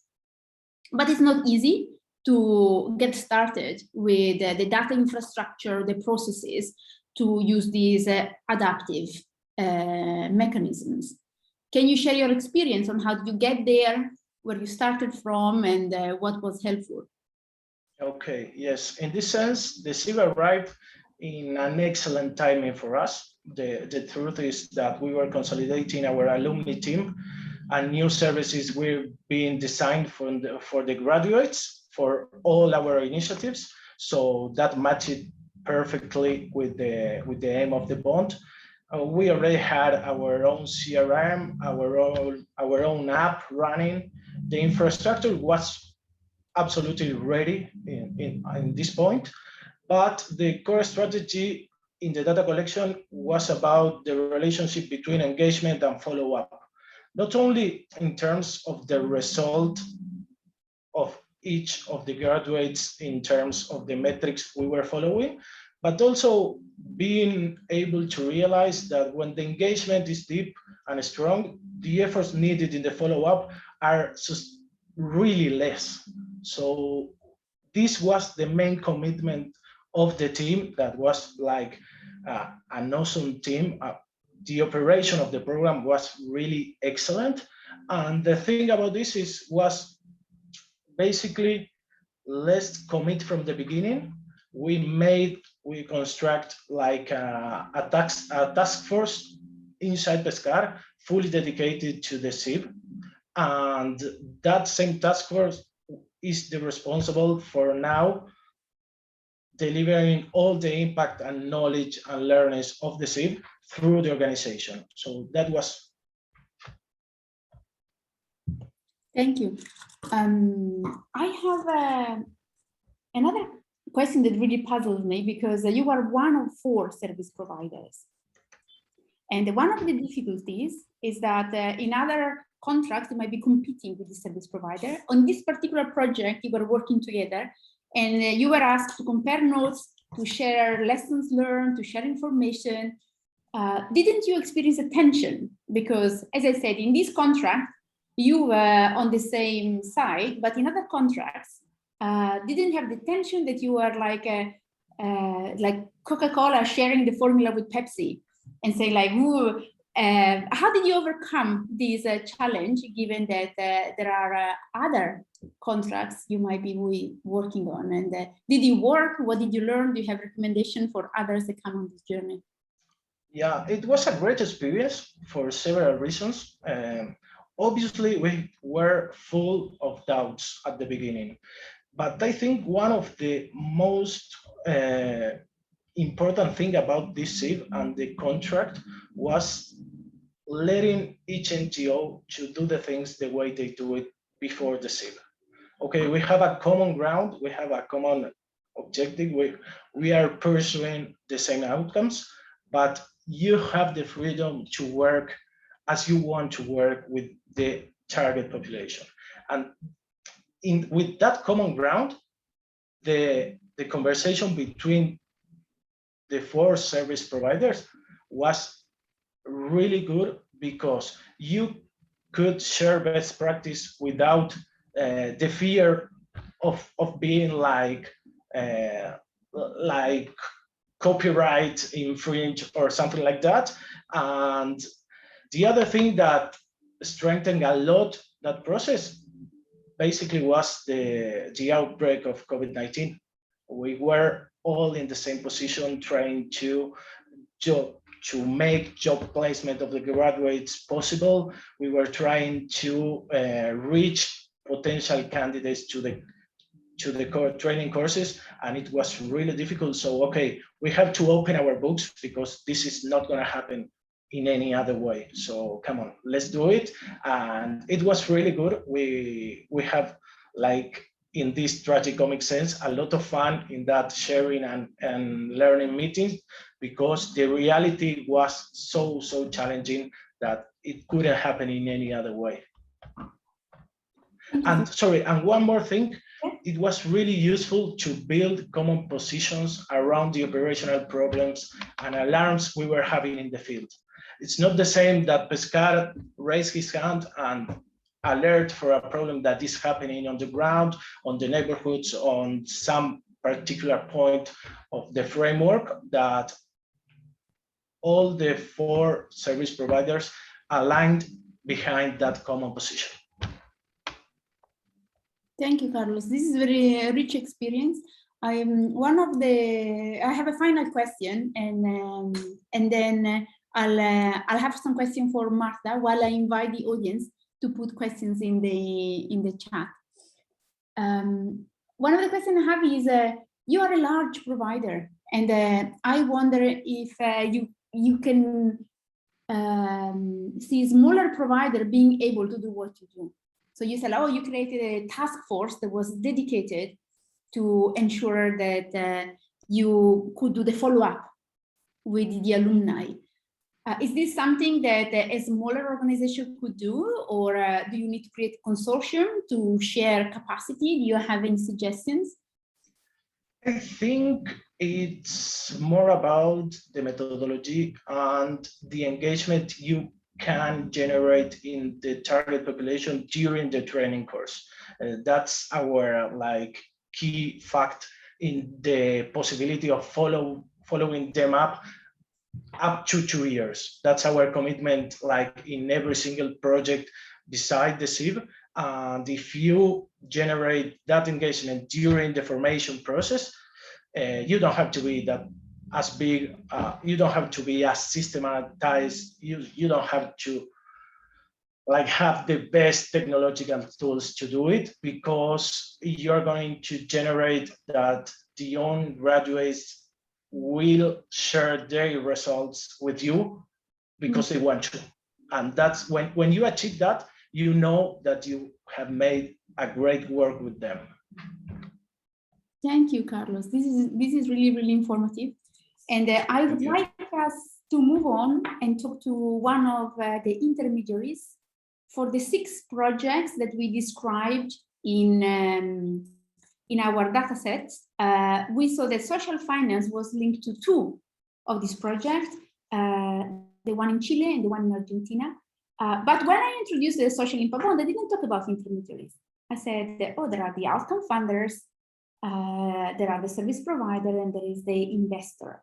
So, Marta, can you tell us what is the role of the intermediary? Is this like the paddling behind the scene, and it's often misunderstood? And they are important, but they're not central. Yes, they are central. What does an intermediary do? Thank you, Mara. Thank you, everyone. And I have to say first that although I am talking as an intermediary, I obviously cannot talk for all the intermediaries. And there are many of us probably sitting in the audience and out there who've done a lot more work and much more close to the programs than I have been in Latin. So that's the first caveat. The question you asked, Mara, is super important because intermediaries come in many shapes and many forms, and they play many different roles. And I think a number of the speakers before me have alluded to some of those roles that an intermediary plays. And I'd say there are probably 3 areas where an intermediary brings value, and they have to be to do with their responsibilities. Or at least that's how I see my role as an intermediary. The first one is the intermediary has to enable outcomes to be achieved. And the way it does that is by ensuring that there is a strong contractual and operational design that is driven towards outcomes. So I think that's one of the biggest roles. And it doesn't matter whether you're talking about an intermediary that is working with government or an intermediary that is working on the private side with the investors and the providers, but the intermediary really is there to provide that technical advice that allows or enables outcomes to be achieved. So that's the more central role. But I think there are another 2 roles that are perhaps less tangible, but really, really important. The first one is that an intermediary helps create that collaborative space and that commitment. And it does that by providing, you can see there are at least 3 different partners: providers, the outcome funders, the investors. And each of them have their own internal agendas to battle and to push forward. But at some point, they need to come together and actually put on the table their respective agendas and align them. And that's the role that the intermediary can play. It can provide that holistic view of what needs to happen and that impartial view on what is the right balance of compromises to ensure that something can be created collaboratively. There are a lot of times during the design, the implementation, the contracting of a SIB, where agendas can go in different directions. And I often see my role almost as playing that balancing act of ensuring that everyone is understanding everyone else's points of view. A bit like what Adolfo was referring to when he said that in government, you need to know what everyone wants and how you can give it to them so then they can all play the same game. I see that role in the intermediary as well, except we almost cut across all the different stakeholders, not just one of them. So this has to happen continuously. So that's the second area of value and the second responsibility. And I think the third one, which has been alluded to as well, is that the intermediary is ensuring that this actually drives support. This is a really long, convoluted, complex project that can be thrown about a number of times. And in a way, the intermediary is in charge of driving a tight process that provides support to each of the stakeholders as they go, so that they don't feel abandoned, and so that you can keep that momentum that Carolina and Adolfo and many others referred to, where suddenly there is not a void of action, but there's always something happening and people perceive that progress is being made. So I think that, which you could describe as project management, but it's much more than that, because it really requires you to be thinking about everything that is going on, everything that could go wrong, everything that everyone is going to have to do 3 steps from now, so that there's always a clear route map for everyone to follow, and that you're hand-holding people and helping them where they need new arguments to approach their board, or they need a particular set of technical skills that they may not have yet, and you help them figure out how to get them, etc. It's not that the intermediary knows everything, but typically, because this is all we do, you have some experience in what the whole picture looks like, and I think that's where we can bring that value. So in my mind, those are the 3 ways in which an intermediary adds value. There's the driving to outcomes, there's the ensuring collaboration, and there's that driving of a process from beginning to end. Thank you, Martha. In the chat, we have a comment from Christine that comes up with a very specific role of the intermediary in Colombia. That is the organization responsible to coordinate supplier and investor and sign the contract with the outcome payer? Is that specific for Colombia, or do you think this is a common function that adds to the three main aims that you described? So that is another, as I said, I think intermediaries come in many different shapes, and a lot of it depends on which players are present in each market and what capacity they have. In most markets, an intermediary is a non-profit and doesn't necessarily have the financial shoulders to be able to do what Christine is describing. In Colombia, it was a different type of intermediary that did have that ability to take on that role, and that's a massively valuable role. So in a way, I think you were the one who mentioned before, almost the glue that sits in the middle. In the end, the intermediary has to do whatever it takes to make sure that the thing happens. And depending on their strengths and their skills and who else they're playing with, they end up playing one role or another. The role of the intermediary in Colombia has been reasonably unique, but I have seen it also in other markets. It's not very common. You hardly ever get an intermediary that can play such a crucial role in terms of actually, it's almost like a prime contractor, what Christine is describing. That doesn't happen very often. Thank you, Martha. And can I ask you to bring some example from your experience? So Chile and Argentina, so where social finance had a more direct role, in terms of what are the challenges that you encountered in this particular region, and what are the strategies that you found were particularly helpful? Yes, and I think what I'm going to say probably applies to all of the different countries, because we've done some work in Mexico, whereas, as you've heard, nothing has been launched yet, but we'll get there. Also in Brazil, in Colombia, we're looking at a number of places. So I think these challenges are probably common, and probably not just to LATAM, unfortunately. I think the big challenge I think exists at the moment for the instrument across the world is that there is still very little knowledge. We're talking about 10 years of examples, which amount to a grand total of 200 examples distributed all over the world, distributed across many, many sectors. So the learning that there's been is not enormous. Governments change all the time, investors, people, so any learning that is developed often disappears in the next 2 years.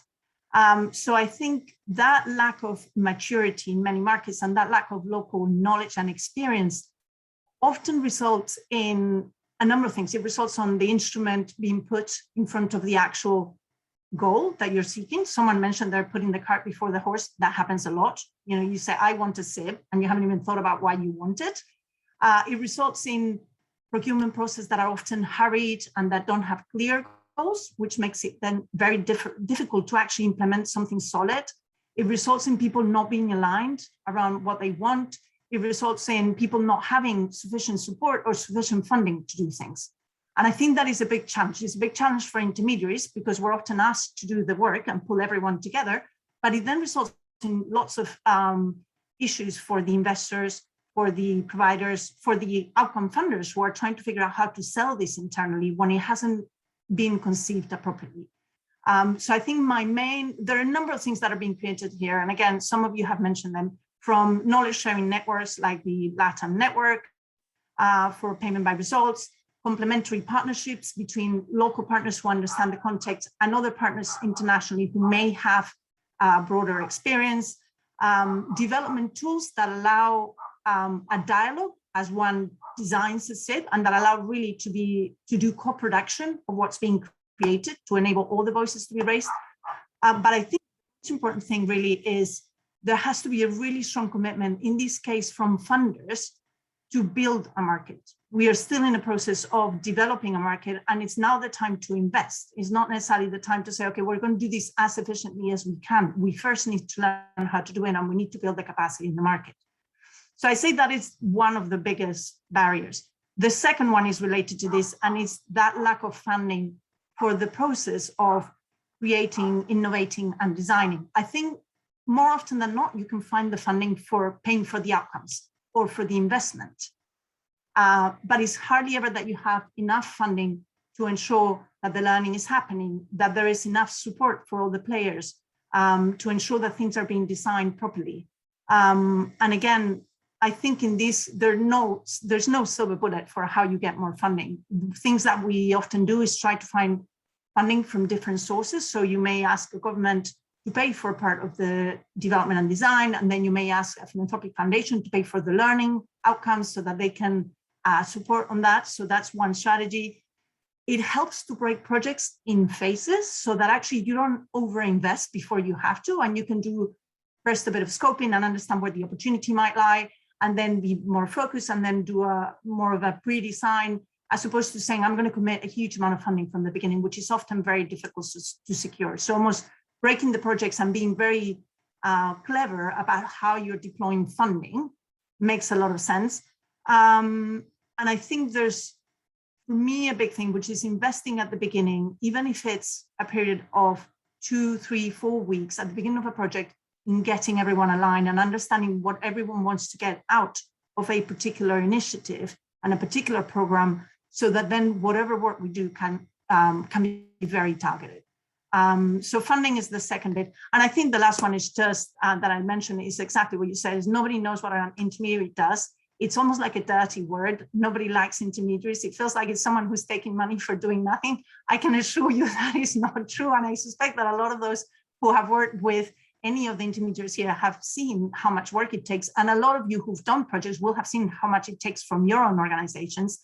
But even in very, very developed markets in these in this area, like the UK, intermediaries are playing very, very crucial roles in all of those areas that I mentioned before, whether it's by producing really good designs, whether it's by enabling those partnerships to be effective and form, or whether it's by hand-holding and supporting everybody so that they drive to a good port at the end. So I think we as intermediaries need to do a better job of explaining what we do and why it has value, because obviously, otherwise people will not want to work with us. But I still think it is a challenge that we're sort of seen almost like a parasite that is taking sort of a little bit of the funding that is available for outcomes. Thank you, Martha. This was very, very informative. And I draw attention on the chat where Juliana posted the description of intermediary in our glossary. It's one of the longest entries we have because it's a complex. it could mean various things. Interestingly, this morning we were on a session with stakeholders from India, and they refer to intermediaries as enablers. So it looked more less of a middleman, more of a less supportive role. So the language is important. And many of the things that you said in terms of the challenges resonated also in other countries. Like still thinking at the session this morning, they were talking about the importance of scaling, because if contracts are large enough, then you can bring other type of investor to the table that can free up philanthropists to invest on the design and the learning instead of being the outcome payer or the investor. So there was this shift, like if the market matures, then you have the right players in putting resources to what fits their role best. So it's interesting to see there is this echoing. I want to pick up a question that was for Carlos. Juan Carlos asked if you could share how was the selection of the service providers in the case of Argentina. I don't know if Juan Carlos had any question in mind, or it's just a description, or we can find it in any document you can post. Yes, thank you. It was basically a description of the way investors and final payers select the service providers. Normally, it's I believe there's a kind of a feasibility study done first, but I don't know if in the case of Argentina, if that was the case. Carlos, to you, or Martha, to you too, because this is another thing that often intermediaries offer support with. Yes, sorry. I think perhaps Constanza is the most suitable person as an investor of the project to answer this question. I don't know if I'm the most suitable. I'll make my best effort. What we did was first to analyze all the organizations that worked with this agenda. We listed them and sort of made a folder to see which of those organizations would be the strongest or the most capable to go through all this process. And we made a short list. And once we had a short list, we talked with each of these service providers to try to understand their interest in going through this process. We knew it wasn't going to be something simple, and they had to go through all what Carlos said about his own challenges. But I think that we came up with the 4 best organizations that work with employment within Argentina. Thank you. Thank you.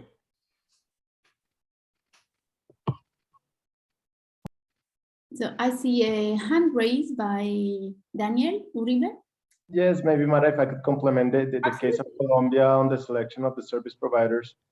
Just to complement Juan Carlos, on our experience, we also invited like 12 service providers, and it was a process from the private investors, and we were investors and intermediary ourselves.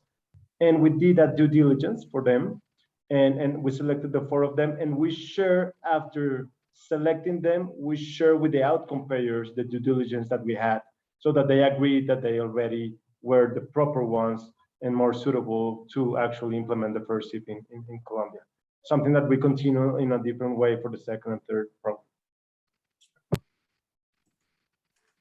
If I can add something, Mara, which is that I totally agree with everything that has been said. And my sense is that when the intermediary is supporting that process, whether for government or for investors, I always say we look at 3 things. One is the impact of the provider, because ultimately you're trying to generate outcomes. So there are a lot of conversations around how are you generating impact, what evidence do you have, how do you know that you're actually achieving outcomes, or that you could, how much that's cost, etc. There's a second dimension, which is capacity, and that's really organizational capacity to do something like this. And it's akin to when one is making an investment in, say, venture capital. You want to look at the management team, you want to look at the team that is going to be put against the initiative, what experience they have, etc. So that's much more organizational capacity. And the third thing that we look at, which I think is by far the most important, is what is the interest and commitment of the organization to do this. And I think Carlos has spoken quite a lot about their commitment and why they were interested in doing this. Adolfo also touched on the fact that in government, the reason that they had a super committed team that actually drove this through, and you have to be mega flexible, mega resilient. If you don't have an organization that from the get-go is really committed to doing this, they're probably going to step out at some point. And you don't want that to happen. When you're halfway through the process, that they say, oh, this is not that interesting, this is scary, etc. We don't want to do this anymore. We've had a couple of examples of that in a number of countries where suddenly we had to work really, really closely with the providers because they got cold feet. And that's a really awful thing when it happens. So my sense is that interest, motivation, and knowing that is really aligned with what they want to do as an organization is very, very important. Thank you, Marta. Thank you, Marta. I don't think there are other questions in the chat. Malala, I just have one comment to add, which I think might help some of our colleagues in the audience that are looking at doing this for the first time, and complementing what Carlos, Constanza, and Daniel said. Is throughout the development phase and the feasibility study and development phase of the SIP, when the country has not had a SIP before and doesn't have the data to back, okay, how much is this outcome going to cost? How am I going to cost these results? And Carolina referred to that when she was explaining how difficult this is for the government or for any outcome payer. Service providers are key because they're the ones that know how much it costs to actually get this particular group of individuals into employment? How much does it cost? Not only in monetary terms, but also in time, and what kind of resources you need, and what kind of, I don't know, tools, capacity building, etc. you need to put in place for that to happen. So in the case of Argentina, not only, as Constanza clearly mentioned, there was a very thorough due diligence process and SWOT analysis of 21 organizations to end up with 4, but also they were, the 21, instrumental in the process of developing the SIB and on developing the right value for each of the outcomes and the right timeline on which those outcomes needed to be achieved. So service providers are key if you don't have the data and if you're doing this for the first time. And that's where the commitment that Marta was mentioning kicks in. It's not that, oh, you get hired when everything is done and dusted and that's brilliant. No, you have invested as a service provider a tremendous amount of hours in order to help this group of crazy people develop the first SIP, and then maybe only 4 or 3 or 2 will get the actual job. And that speaks volumes of the commitment these organizations need to have when entering a process like this for the first time. Sorry, Malala, just to add something to what you said, we wouldn't participate in the SIB if we weren't able to discuss all the terms of the formal terms of the SIB from the beginning.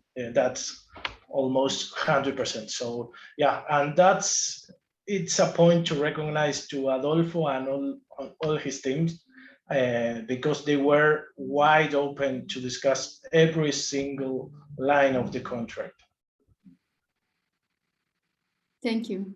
This really speaks loudly about the fact that this way of working is really non-transactional. Is really like sitting down and partnering and being driven by purpose, which makes it very exciting, but also difficult then to think about, oh, let's standardize. There are these tensions that are difficult to navigate. I'm conscious of time. I think we had a fantastic discussion, but I would like to leave a few minutes at the end to invite Daniel Uribe, who is the director of Fundación Corona, and also one of the founding members of the LATAM Payback Result Network, to just give some concluding remarks. Daniel, the floor is yours. Thank you, Mara, and thank you, Malala, and all the team for organizing this amazing panel and event.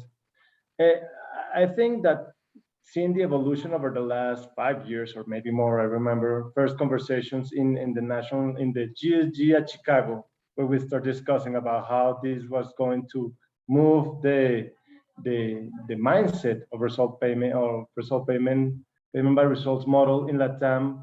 And 2 years ago, I remember, Mara, with you at the Social Outcome Conference, saying how the movement has stepped down from building SIPs, but to promoting the principle of SIPs, right?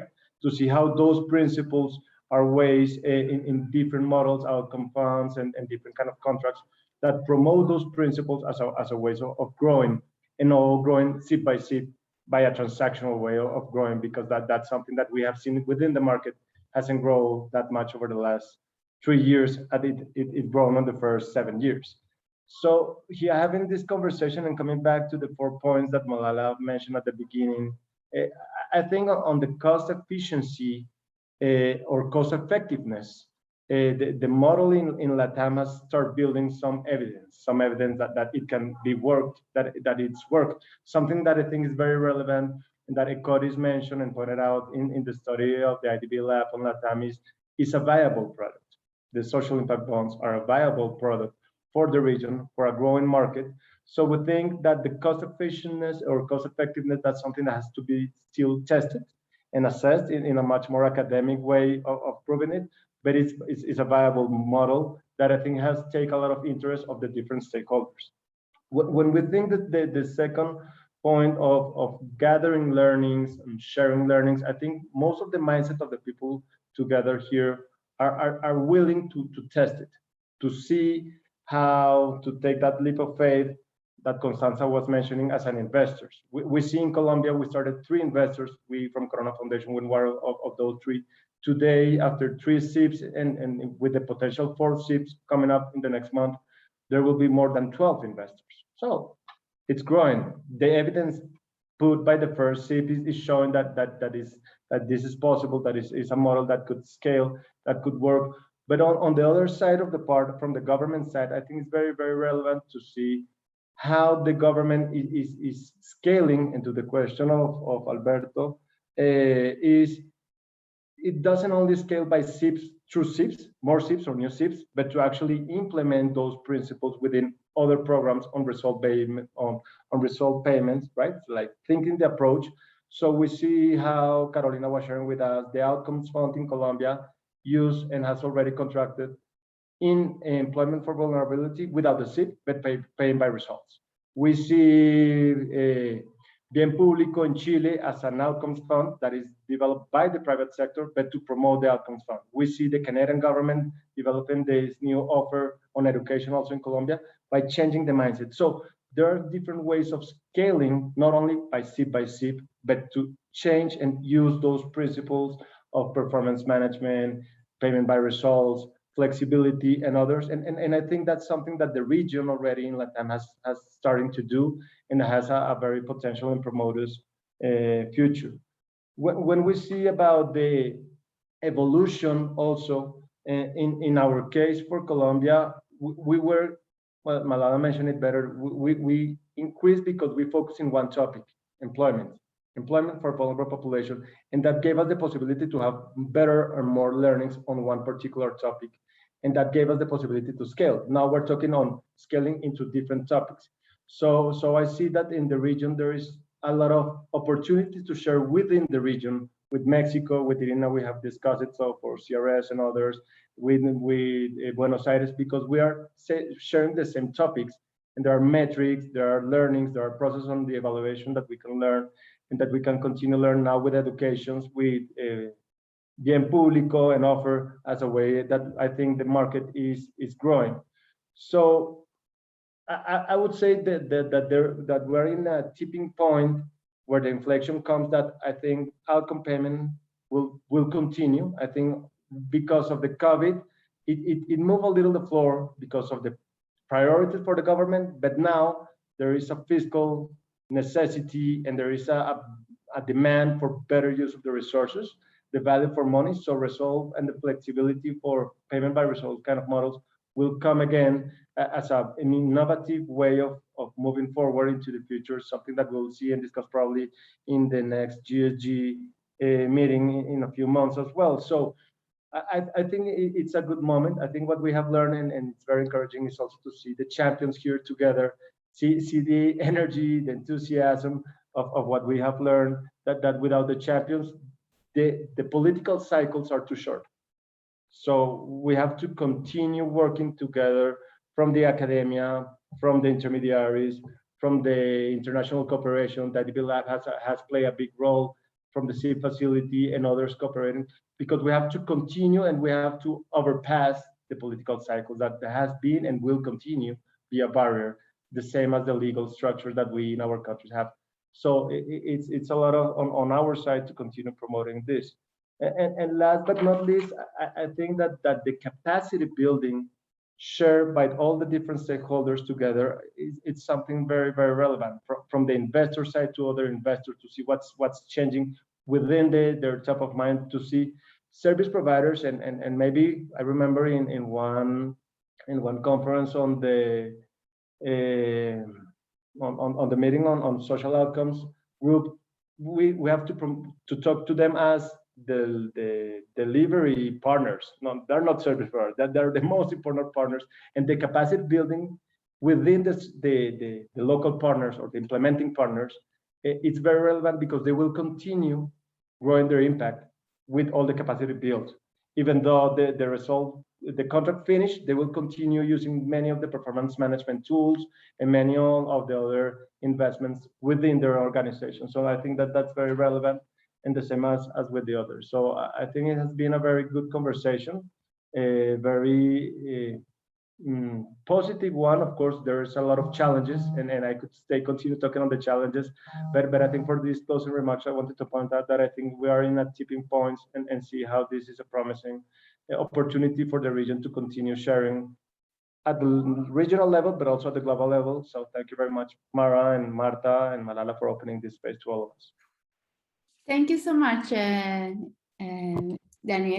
I just, we're at time, so I just want to take the last seconds to thank all of you who participated in this session and contributed questions and made it special. And in particular, I want to thank Patricio, Adolfo, Carolina, Beth, Costanza, Marta, and Carlos for sharing their perspective, and Malala for helping organizing the panel today.